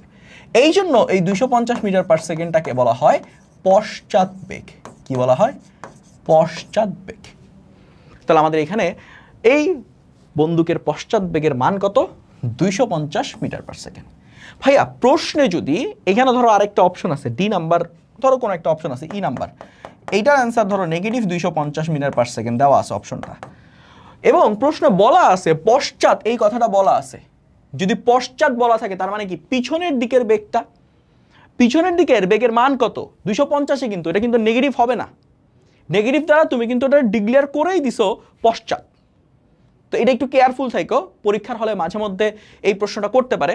যদি তোমাকে বলতো পশ্চাৎ কথাটা না থাকতো বন্দুকের বেগ নির্ণয় করো, জাস্ট যদি এই কথাটা বলা থাকতো বন্দুকের বেগ, এটা না থাকতো মনে করো বন্দুকের বেগ নির্ণয় করো, তাহলে তোমার নেগেটিভটা বেশি ভালো অ্যান্সার হইতো। কিন্তু যখন পশ্চাৎ কথাটা উল্লেখ আছে, দ্যাট মিনস তুমি যে বিপরীত দিকে আসতেছে এটা তুমি প্রশ্নের মধ্যেই ডিক্লেয়ার করে দিছো, তখন তোমার অ্যান্সার হবে 250।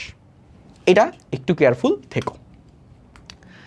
এরপরে এখানে কি বলছে, একটি বন্দুক হতে গুলি ছোড়া হলো, ঠিক আছে ফাইন, বন্দুকটি 2 মিটার পার সেকেন্ড বেগে, বন্দুকের পশ্চাৎ বেগটা এবার দেওয়া আছে, গুলির শেষ বেগটা বের করা লাগবে। তাহলে এখান থেকে আবার ইনিশিয়ালি তাদের M1U1 প্লাস M2U2, এই পুরাটার ভ্যালু হয়ে যাবে 0 সমান সমান M1V1 প্লাস M2V2। এখন এখান থেকে এই পার্টটা হয়ে যাচ্ছে কত, এই পার্টটা হয়ে যাবে হচ্ছে 0, এই পার্টটা হয়ে যাবে হচ্ছে 0, হ্যাঁ এই পার্টটা হয়ে যাবে 0। রাইট সাইডে ওইটা কত আসতেছে M1V1। আমাদের বন্দুকটাকে আমরা ধরতেছি M2 আর গুলিটাকে ধরতেছি M1। তাহলে গুলির ভর কত? গুলির ভর হচ্ছে 5 গ্রাম, তার মানে 5/1000।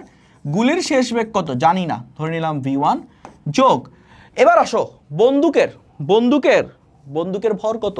বন্দুকের ভর হচ্ছে ভাইয়া 1 কেজি। বন্দুকের পশ্চাৎ বেগ দেওয়া আছে, পশ্চাৎ মানে কি পিছনের দিকের, তাহলে পিছনের দিকটা কি হবে? নেগেটিভ হবে। নেগেটিভ যদি বসাও তাহলে 2 মিটার পার সেকেন্ড, নেগেটিভ 2 হবে। সো এইখান থেকে তোমরা কি পাচ্ছ, এখান থেকে ভাইয়া এই 2টা ওপাশে চলে গেলে তাহলে 2 সমান সমান 5/1000 ইন্টু V1।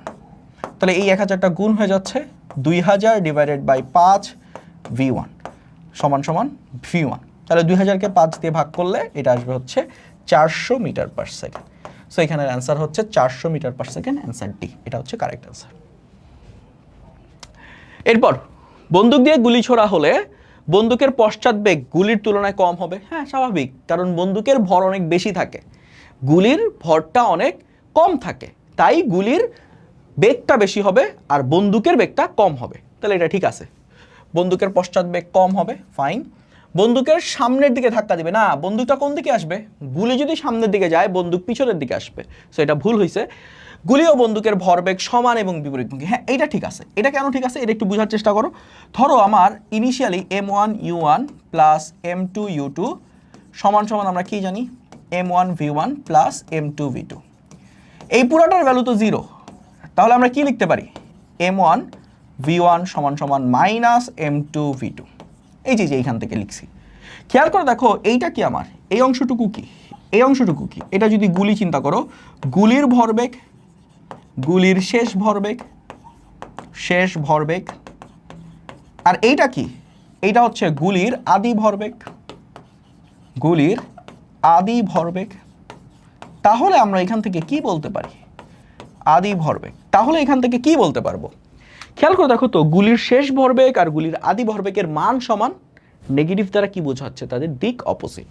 দ্যাট মিনস গুলি ও বন্দুকের ভরবেগ সমান হবে এবং বিপরীতমুখী হবে। সো এটার কারেক্ট অ্যান্সার হচ্ছে আমাদের কত? 1 ও 3। এটা হচ্ছে কারেক্ট অ্যান্সার, সি 1 ও 3, এটা হচ্ছে আমাদের কারেক্ট অ্যান্সার। তারপর আমাদের মহাকর্ষ সূত্র, নিউটনের মহাকর্ষ যে সূত্রটা আছে সেই সূত্র রিলেটেড কিছু প্রবলেম আমরা এখন সলভ করব। মহাকর্ষ সূত্র আমাদের কি বলে? মহাবিশ্বের দুইটা কণা m1 আর m2 যদি হয়, এরা পরস্পরকে অ্যাট্রাক্ট করবে। ধরো এফ ফোর্সে অ্যাট্রাক্ট করলো, যদি এফ ফোর্সে অ্যাট্রাক্ট করে, এই এফ এর মানটা কত হবে? এফ এর মানটা হবে G into m1 into m2 divided by তাদের মধ্যবর্তী যে ডিস্টেন্স, ধরে নাও ডি, তাহলে মধ্যবর্তী ডিস্টেন্সের স্কোয়ার, টি স্কোয়ার। এখন এর মধ্যে যদি একটা বস্তু পৃথিবী হয়, তাহলে ওই বলটাকে আমরা বলবো অভিকর্ষ বল। বুঝছো? এই যে এখানে তাদের যে আকর্ষণ বলটা, এই আকর্ষণ বলটাকে বলতেছি মহাকর্ষ বল। এবং এই যে দুইটা বস্তু আছে, দুইটা বস্তুর যে কোনো একটা যদি পৃথিবী হয়, তাহলে সেটাকে আমরা বলবো হচ্ছে কি বল? অভিকর্ষ বল। এখানে আরেকটা জিনিস একটু ইম্পর্টেন্ট। প্রথম এই যে দেখো দুইটা বল কিন্তু এখানে কাজ করতেছে। এই যে প্রথম বলটা F1 এর উপর কাজ করতেছে, আর এই দুই নম্বর বলটা F2 এর উপর কাজ করতেছে। F1 এর মান আর F2 এর মান হবে সমান এবং তাদের দিক হবে বিপরীত। এখানে খেয়াল করে দেখো তো, দুইটা বল কি দুইটা ভিন্ন বস্তুর উপর কাজ করতেছে, একই ধরনের বল, একই সাথে ক্রিয়াশীল, তাই এই F1 আর F2 হবে ক্রিয়া প্রতিক্রিয়া বল। এই দুইটা হবে ক্রিয়া প্রতিক্রিয়া বল। মাথায় রেখো, F1 আর F2 মহাকর্ষ বলের যে একজোড়া বল থাকে, সেই একজোড়া বল হবে ক্রিয়া প্রতিক্রিয়া বল, এবং এই ক্রিয়া প্রতিক্রিয়া বলটা হবে নিউটনের তৃতীয় সূত্র অনুসারেই সমান এবং বিপরীতমুখী। এই জন্য আমরা এইটা লিখছি। আচ্ছা, এবং এটার মান কত? F1 এর মান ওইটা, F2 এর মান ওইটা। কেন? কারণ সমান তো, মান তো সমান দুইটারই, ক্রিয়া প্রতিক্রিয়া বল, মান তো সমান হবে। ঠিক আছে, এবার এখান থেকে ভূপৃষ্ঠে যখন আসে, ভূপৃষ্ঠে মনে করো আসি, ভূপৃষ্ঠে আমরা এখান থেকে একটা অভিকর্ষ ত্বরণের সমীকরণ পাই, জি এর একটা সমীকরণ পাই। জি এর সমীকরণটা কি? জি সমান সমান G into M by R square. এই জি এর মান কত? এই জি এর মান হচ্ছে 6.673 ইন্টু 10⁻⁻11, একক হচ্ছে newton metre square per kg square. মাথায় রেখো জি এর একক কি, মান এবং একক দুইটাই মাথায় রেখো। 6.673 into 10⁻⁻11 newton metre square per kg square, এটা হচ্ছে জি এর একক। এবার এই যে এখান থেকে আমরা যে জিটা পাইছি, এটা কি? এটা তো অভিকর্ষীয় ত্বরণ। অভিকর্ষীয় ত্বরণের মানটা পৃথিবীর উচ্চতা বাড়ার সাথে সাথে চেঞ্জ হয়। যদি আমি ভূপৃষ্ঠ থেকে এবার এই উচ্চতায় যাই, দেখো তো কেন্দ্র এখানে ছিল, কেন্দ্র থেকে এইটুকুর পৃষ্ঠের দূরত্বটা কি? আর না, এই জন্য এখানে নিচে আসছে আর স্কোয়ার। এখন কেন্দ্র থেকে যদি এই উচ্চতায় যায়, পৃষ্ঠ থেকে যদি এই উচ্চতায় যায়, তাহলে কেন্দ্র থেকে কতটুকু দূরে আছে? আর প্লাস এইচ। ওই জায়গাটাতে জি এর মানটা, এই জায়গাটাতে এটা যদি আমরা জি প্রাইম বলি, এই পয়েন্টে জি এর ভ্যালুটা হচ্ছে জি প্রাইম হয়ে গেছে। তাহলে জি প্রাইমের ভ্যালুটা হবে G into M by R plus H whole square. বুঝা গেছে? এই ডিরাইভেশনগুলো আমি এখন দেখাচ্ছি না, জাস্ট সূত্রগুলো দেখাচ্ছি কিভাবে আসছে। সো এইগুলো ডিরাইভেশন আশা করি তোমরা পড়ে আসছো। যদি না পারো তাহলে আমাদের চ্যানেলগুলোতে যে প্রবলেম সলভিংয়ের সিরিজগুলো আছে সেটাতে দেখতে পারো, ওয়ান শটগুলোতে দেখতে পারো, সেখানে প্রত্যেকটা জায়গায় এগুলো আলোচনা করা হয়েছে। সো আমরা এটা কি পাচ্ছি? ভূপৃষ্ঠ থেকে এই উচ্চতায় জি এর ভ্যালু। ওকে, চলো এবার আমরা তাহলে একটু আগাই। আমরা মহাকর্ষ সূত্র থেকে মোটামুটি এই দুইটা জিনিসই লাগবে, একটা হচ্ছে এই সূত্রটা লাগবে, আর একটা হচ্ছে এই দুইটা সূত্র লাগবে। সেখানে আমাদের কি বলছে? নিচের কোন দুটি বস্তুর মধ্যে অভিকর্ষ বল হওয়ার জন্য কি একটা বস্তু পৃথিবী হওয়া লাগবে? এখান থেকে খুঁজে বের করো। এই যে দেখো পৃথিবী এবং বই এই দুইটার মধ্যে আকর্ষণ বলকে আমরা বলবো অভিকর্ষ বল। তারপর পৃথিবীর ব্যাসার্ধের সমান উচ্চতায় অভিকর্ষ ত্বরণ, তার মানে পৃষ্ঠে আমি আর নাই, পৃষ্ঠ থেকে কতটুকু উচ্চতায় উঠে গেছি? আর উচ্চতায়, ব্যাসার্ধের সমপরিমাণ উচ্চতায়। তাহলে এইখানে জি এর ইকুয়েশনটা কি হবে? জি প্রাইম সমান সমান G into M by R plus H ছিল, তাহলে R plus R whole square, তাহলে G into M by twice R whole square সমান সমান হবে G into M by 4r square. এখান থেকে ভাইয়া এই যে জিএম বাই আর স্কোয়ার, এটা কি আমার পৃথিবী পৃষ্ঠে জি এর মানের সমীকরণ না? জিএম বাই আর স্কোয়ার কি পৃষ্ঠে জি এর সমীকরণ। তাহলে এখান থেকে এইটুকুকে আমরা কি লিখতে পারবো? জি প্রাইম সমান সমান পৃষ্ঠে জি ডিভাইডেড বাই 4। এই যে নিচে কি আছে? 4 আছে, তার মানে এই উচ্চতায় বা পৃথিবীর ব্যাসার্ধের সমান উচ্চতায় অভিকর্ষজ ত্বরণ 1/4 কার 1/4? ওইটা তো বুঝাইছে আর কি, যে তোমার পৃষ্ঠের যে জি তার 1/4। ঠিক আছে, তার মানে এটা ওকে। ওকে, এরপর কি বলছে? পৃথিবীর ব্যাসার্ধের বর্গের ব্যস্তানুপাতিক। পৃথিবীর ব্যাসার্ধের বর্গের ব্যস্তানুপাতিক, এই যে এই উচ্চতায় যে আসছি আমি, এই জি এর ভ্যালুটা কি ব্যাসার্ধের বর্গের ব্যস্তানুপাতিক। দেখো তো এই উচ্চতায়, এই উচ্চতাটাতে কি জি প্রাইমের যে ইকুয়েশনটা সেটা কি আসছে? gm/r+h² না, এটা ছিল না? এটা কি আর এর ব্যস্তানুপাতিক? এই যে জিটা কি আর এর ব্যস্তানুপাতিক নাকি r+h এর ব্যস্তানুপাতিক? বুঝছো কিন্তু ভাইয়া, এটা কিন্তু আর এর ব্যস্তানুপাতিক না, r+h এর ব্যস্তানুপাতিক। তার মানে আমরা এটাকে ঠিকভাবে বলতে পারবো না, এটাকে ঠিকভাবে বলতে পারবো না। তবে এখানে একটু ঘাপলা আছে। এই যে এই প্রশ্নটাতে তোমাকে যদি যে কোনো জায়গায় বলতো তাহলে ঘাপলাটা থাকতো না, কিন্তু এই প্রশ্নে একটু ঘাপলা আছে। কেন ঘাপলাটা? দেখো তো, আমরা ফাইনালি জি এর যে ইকুয়েশনটা পাইছি সেই ইকুয়েশনটা কি দেখো তো। ফাইনালি জি এর ইকুয়েশনটা কোনটা পাইছি? এইটা না? এইটা জি এর ইকুয়েশন, এই উচ্চতায়। তাহলে জি প্রাইম সমান সমান gm/4r²। বুঝছো? তোমাকে যদি যে কোনো উচ্চতা বলতো তাহলে 2 নাম্বার স্টেটমেন্টটা সঠিক না, কারণ যে কোনো উচ্চতার জন্য r+h এর বর্গের ব্যস্তানুপাতিক। বাট স্পেসিফিকলি যখন তোমাকে ব্যাসার্ধের সমান উচ্চতা, ব্যাসার্ধের সাথে একটা রিলেশন দিয়ে দিচ্ছে h এর, তখন এইখানে যে জি প্রাইমের ভ্যালুটা, এখন তো এইটা যদি কনস্ট্যান্ট হয়, এই পুরো পার্টটা কি কনস্ট্যান্ট না? এই পুরো পার্টটা কনস্ট্যান্ট না? তাহলে জি প্রাইম সমানুপাতিক কি লিখতে পারবো? 1/r²। মানে কি ব্যাসার্ধের বর্গের ব্যস্তানুপাতিক এই প্রশ্নে হবে। এইটা একটু কেয়ারফুল থাকো। এইটা হচ্ছে যে কোনো উচ্চতার জন্য এটা কারেক্ট না, কিন্তু স্পেসিফিকলি এই প্রশ্নের জন্য এটা কারেক্ট হবে।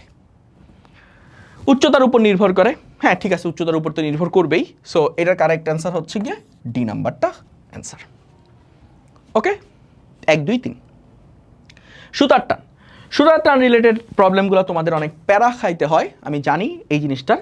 সো এটার একটা সহজ একটা মেথড তোমাকে আমি শিখাই দিব এখন। ধরো কোনো একটা বস্তু আছে, এই বস্তুর সাথে আরেকটা বস্তু কানেক্টেড, এখান থেকে মনে করো আরেকটা বস্তু কানেক্টেড, এখানে মনে করো তুমি একটা বল দিয়ে প্রয়োগ করতেছো, এফ বল প্রয়োগ করতেছো। এই বস্তুটাকে বললাম m1, এটাকে বললাম m2, এটাকে বললাম m3। মাথায় রাখবা ভাইয়া, সুতার টান যে জিনিসটা আছে, টান বল, সুতার টান, এই সুতাতেও টান থাকবে, এই সুতাতেও টান থাকবে, এই সুতাতেও টান থাকবে, কিন্তু এই দুটা টান কি সমান হবে? না। যদি এই যে সুতার মাঝখানে ভর চলে আসে, দেখো এটা মনে করো তুমি চিন্তা করতে পারো এই পুরোটা তো একটা সুতা, কিন্তু এর মাঝখানে কি আছে? একটা ভর চলে আসছে। যদি সুতার মাঝখানে একটা ভর চলে আসে, তখন ওইটাকে আমরা একই সুতা বলবো না, এটা ডিফারেন্ট সুতা বলবো। তাহলে এইটুকু হচ্ছে একটা সুতা, এইটুকু হচ্ছে আরেকটা সুতা। এবং মাথায় রাখবা, সুতা যদি চেঞ্জ হয় তাহলে টান বল চেঞ্জ হবে। সুতা পরিবর্তন হলে টান বলও পরিবর্তন হবে। সুতা পরিবর্তনে টান পরিবর্তন হয়, টান পরিবর্তিত হয়। এটা হচ্ছে প্রথম কথা। সেকেন্ড কথা হচ্ছে, একটি সুতার প্রত্যেকটা বিন্দুতে ভরহীন এবং অপ্রসারণশীল, ভরহীন ও অপ্রসারণশীল দুটো ইম্পর্টেন্ট কথা। ভরহীন ও অপ্রসারণশীল সুতার প্রতিটি বিন্দুতে টান বল সমান। সুতার প্রতিটি বিন্দুতে টান বল সমান, টান বল সমান। খুবই ইম্পর্টেন্ট কথা। মানে কি? মানে এই সুতাটা যদি অপ্রসারণশীল হয়, মানে বড় না হয়, আর যদি এটার ভর নগণ্য ভরের হয়, ভরহীন বলতে বোঝাচ্ছে খুবই সামান্য ভর, তাহলে এর প্রত্যেকটা বিন্দুতে টান বল কি হবে? সেম হবে। প্রত্যেকটা বিন্দুতে টান বল কি হবে? সেম হবে। এবার থার্ড ইম্পর্টেন্ট কথা, সুতার টান কোন দিকে কাজ করবে? সুতার টান কাজ করবে হচ্ছে বস্তুর সংযোগ বিন্দু থেকে বাইরের দিকে, সংযোগ বিন্দু থেকে বাইরের দিকে। এই তিনটা পয়েন্ট আগে একটু মনে রাখো, আমি এরপরে দেখাই দিচ্ছি, একদম দেখাই দিব, বাইরের দিকে। এবার একটু আসো বোঝার চেষ্টা করো। প্রথম পয়েন্ট অনুসারে সুতার পরিবর্তনে টান বল পরিবর্তিত হয়। তাহলে এই সুতার টান বল যদি T1 হয়, এই সুতার টান বল কত হবে? T2। প্রথম কথা, সুতার টান পরিবর্তন হলে, সুতা পরিবর্তন হলে টান বল পরিবর্তিত হবে। এখানে T1, এখানে হচ্ছে T2।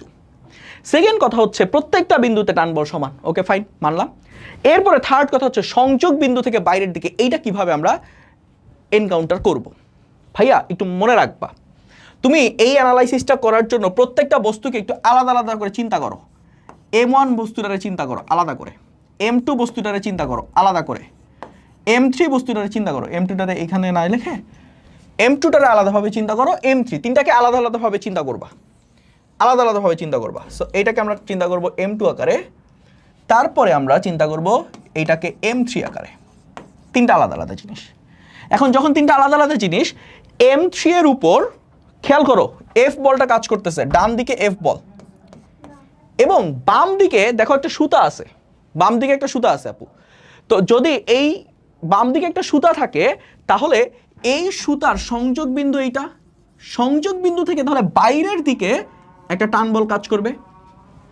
এই যে সংযোগ বিন্দু, সংযোগ বিন্দু থেকে বস্তুর বাইরের দিকে, বস্তুর বাইরের দিকে, তাহলে বস্তুর ভিতরের দিক ডান দিক, বস্তুর বাইরের দিক বাম দিক। তাহলে সংযোগ বিন্দু থেকে বাইরের দিকে কোন টান বলটা কাজ করতেছে? T1 টান বল কাজ করতেছে।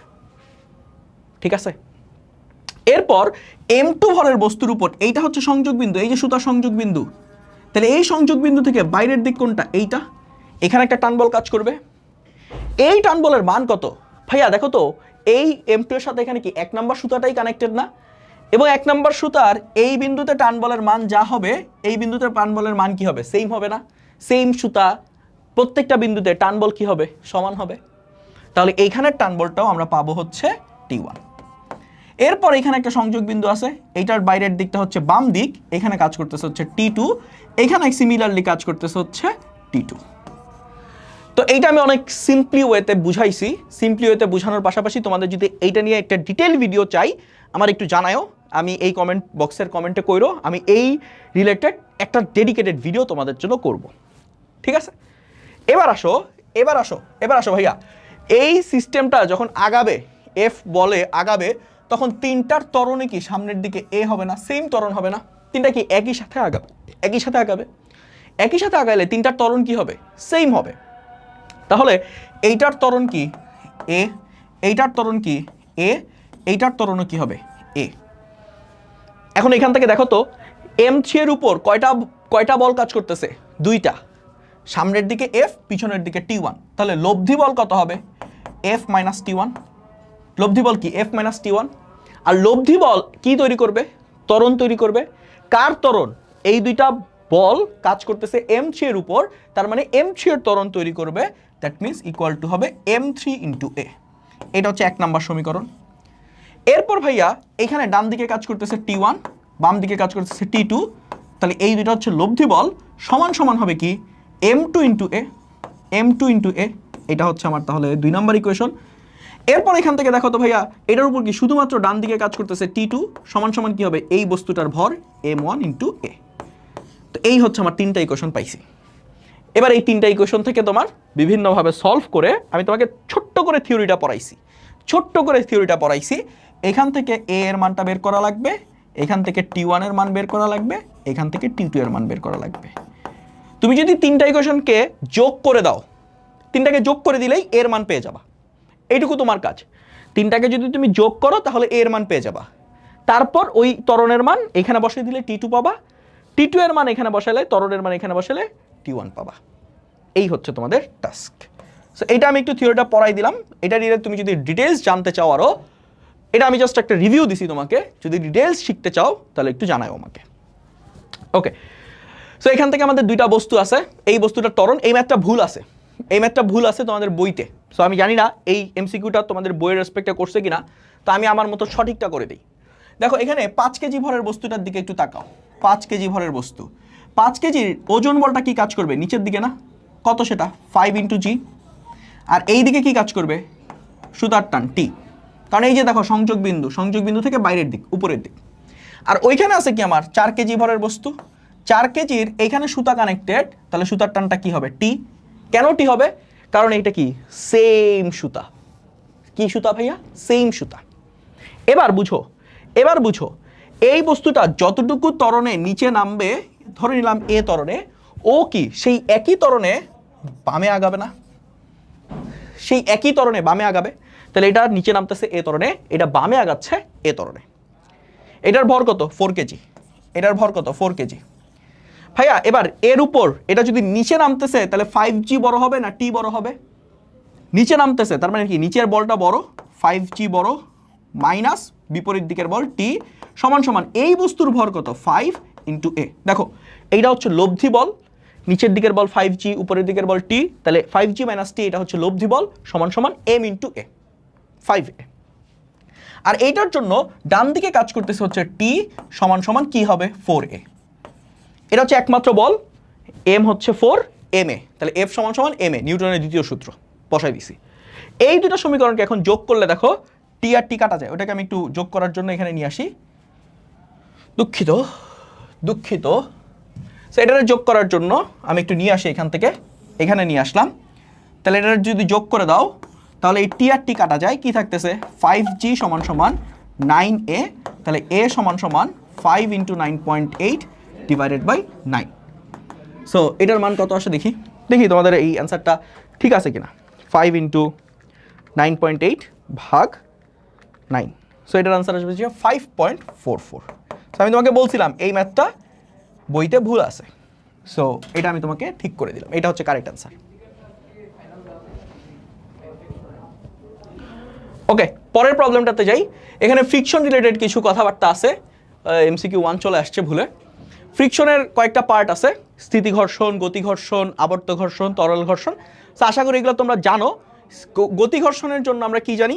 গতি ঘর্ষণের জন্য এফ অফ কে এইটা সমান সমান হবে মিউ ইন্টু এন। ঠিক আছে, চলো আমরা এখন দুইটা প্রবলেম সলভ করি, তাহলে হয়ে যাবে। একটি ধালু তল দিয়ে ক্রিকেট গড়িয়ে পড়লে কোন ধরনের সৃষ্ট?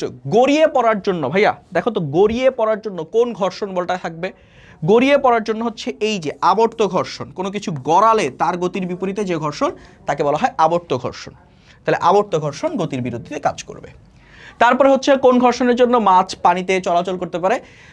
যে কোনো ধরনের ফ্লুইডের জন্য ভাইয়া কোন ধরনের ঘর্ষণ থাকে দেখো তো?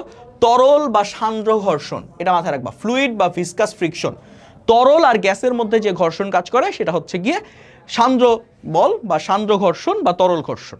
সো এইটার জন্য আমরা তাহলে কি পাবো এখান থেকে? এটাকে আরেকটা নাম আছে, এটার আরেকটা নাম হচ্ছে প্রবাহী ঘর্ষণ। ঠিক আছে, প্রবাহী ঘর্ষণ। তারপরে হচ্ছে কোনটি? অসংরক্ষণশীল বল। অসংরক্ষণশীল বল মানে কি? এটা কাজ শক্তি ক্ষমতার একটা কনসেপ্ট, আপাতত মাথায় রাখো। যে কোনো ঘর্ষণ বল হয় হচ্ছে অসংরক্ষণশীল বল। এখানে প্রযুক্ত বলটা বের করা লাগবে। ঘর্ষণ বলের মানটা দেওয়া আছে 0.6 নিউটন, আর স্থির বস্তু এখানে শেষ বেগটা হচ্ছে 20 মিটার পার সেকেন্ড। এই 10টা আসলে 10 মিলি সেকেন্ড না, এটা 10 সেকেন্ড, এটা একটা টাইপিং মিস্টেক। তো আমাদের একটু দেখো তো, আমি যদি এই বস্তুটার উপর ডান দিকে একটা বল প্রয়োগ করি এফ, তার বিপরীত দিকে কাজ করবে কি আমার ঘর্ষণ বল 0.6 নিউটন। 10 সেকেন্ড পরে তার বেগ কত হয়েছে? 20 মিটার পার সেকেন্ড। এখন আমরা এই বস্তুটা যদি ত্বরণ বের করতে চাই, ত্বরণ কি হবে বলো তো? লব্ধি বলটা কি হবে? F net. ডান দিকের বল হচ্ছে এফ মাইনাস বিপরীত দিকের বল হচ্ছে 0.6, ঘর্ষণ বলটা বাদ দিলাম। এটা হচ্ছে লব্ধি বল। লব্ধি বল কি করবে? বস্তুটার ত্বরণ সৃষ্টি করবে, এম এর মান কত? 1.2 এ। তাহলে এখান থেকে কি আমরা বলতে পারবো এফ মাইনাস 0.6 ডিভাইডেড বাই 1.2 সমান সমান এ। আর ত্বরণ মানে কি? V minus U divided by T. বসাই দাও এবার। এফ মাইনাস 0.6 ডিভাইডেড বাই 1.2 সমান সমান ভি এর মান শেষ বেগটা হচ্ছে 20, আদি বেগটা হচ্ছে 0, টি এর মান হচ্ছে 10। সো এইখান থেকে তুমি এফ এর যে ভ্যালুটা সেটা পেয়ে যাবা, চাইলে ইজিলি পেয়ে যাবা। তাহলে এটা কত আসে? Into 1.2 plus 0.6। সো এটার এফ এর ভ্যালুটা হচ্ছে 3 নিউটন। 3 নিউটনটা হচ্ছে কারেক্ট অ্যান্সার। বুঝা গেছে ভাইয়া? লব্ধি বল দিয়ে কিন্তু করা লাগবে এই ম্যাথ। এরপর কি বলছে? একটি গাড়ির ভর দেওয়া আছে 2 কেজি, সম্মুখমুখী বল দেওয়া আছে 20 নিউটন, ঘর্ষণ বল দেওয়া আছে 10 নিউটন। তাহলে সামনের দিকের একটা গাড়ির উপর সামনের দিকের বল কাজ করতেছে 20 নিউটন, পিছনের দিকের বল ঘর্ষণ বল যদি 10 নিউটন হয় তাহলে তার লব্ধি বলটা কত হবে? লব্ধি বলটা হবে 20 মাইনাস 10 মানে হচ্ছে 10 নিউটন। তাহলে এই বস্তুটার ত্বরণ কত হবে, F net divided by M. F নেটের মান হচ্ছে 10, বস্তুর ভর কত, বস্তুর ভর হচ্ছে 2 কেজি। তাহলে এটা হচ্ছে গিয়ে 5 মিটার পার সেকেন্ড স্কোয়ার। কোন গাড়ির ভর আবার 2 কেজি হয় আল্লাহ জানে, আমাদের এত কিছু দেখার দরকার নেই। তারপর 10 কেজি ভরের একটি বস্তুর উপর 10 সেকেন্ড যাবত 22 নিউটন বল প্রয়োগ করা হলো। বস্তুটি যে তলে আছে তার ঘর্ষণ বলের মান হচ্ছে 2 নিউটন। 10 সেকেন্ড পর বস্তুর বেগ কত বের করতে হবে। তো এইটাও আসলে ওই যে আগেরটার মতো লব্ধি বল বের করা লাগবে। এফ নেট সমান এম এ, সামনের দিকের বল এফ, পিছনের দিকের বল ঘর্ষণ বল ছোট হাতের এফ সমান এম, এর মান কত ভি মাইনাস ইউ বাই টি। তাহলে সামনের দিকের বল 22 নিউটন মাইনাস পিছনের দিকের বল 2 নিউটন। এম এর মান কত 10 কেজি, টি এর মান কত, টি এর মান 10 সেকেন্ড যাবত কাজ করতেছি, ভি মাইনাস আদিবেগ কত স্থির বস্তু 0। সো এখান থেকে ভাইয়া এই সমীকরণটা সমাধান করলে তুমি ভি এর ভ্যালুটা পেয়ে যাবা। কত আসে 10 কেটে দিলে 1, তাহলে এটা হচ্ছে গিয়ে 22 থেকে 2 বাদ দিলে 20 মিটার পার সেকেন্ড। একটু ফাস্ট আগাইতেছি, অনেক বড় ক্লাস হয়ে যাবে নাইলে, একটু ফাস্ট আগাইতেছি, তোমরা একটু ক্যালকুলেশনগুলো আস্তে ঠান্ডা মাথায় করে নিও। ওকে, তেল ও মোবিল গ্রিস জাতীয় পদার্থকে কি বলে, লুব্রিকেন্ট বলা হয়। এই লুব্রিকেন্ট ঘর্ষণের মানটাকে কমায়। তারপর ঘর্ষণের ফলে যে শক্তি অপচয় হয় তা কি রূপে আবির্ভূত হয়, তাপ শক্তিতে আবির্ভূত হয়। ঘর্ষণের কারণে এটা আসলে তুমি চিন্তা করো, একটা হাতের উপর যদি আরেকটা হাত ঘষাঘষি করো তাহলে সেখানে কি কিছু হিট উৎপন্ন হয় না, গরম হয় না, এটা হচ্ছে ঘর্ষণ বলের কারণে তাপ উৎপন্ন হচ্ছে। ওকে ফাইন, শেষ, that's the end of the chapter. আমাদের বল রিলেটেড যত ধরনের এমসিকিউ আসা সম্ভব আমি ট্রাই করছি তোমাদের প্রত্যেকটা টাইপ ধরে থিওরি সহ বুঝাই দেওয়ার। সো কোনো প্রশ্ন থাকলে কমেন্ট বক্সে জানাই দিও, কোনো কিছু যদি ডিটেইলসে পড়তে চাও সেটাও জানাই দিও, সেটার উপর বেসিস করে আমরা তোমাদেরকে ফিডব্যাক দিব ইনশাল্লাহ। সো ভালো থেকো, সুস্থ থেকো, দেখা হবে নতুন কোনো ভিডিওতে। আল্লাহ হাফেজ, আসসালামু আলাইকুম।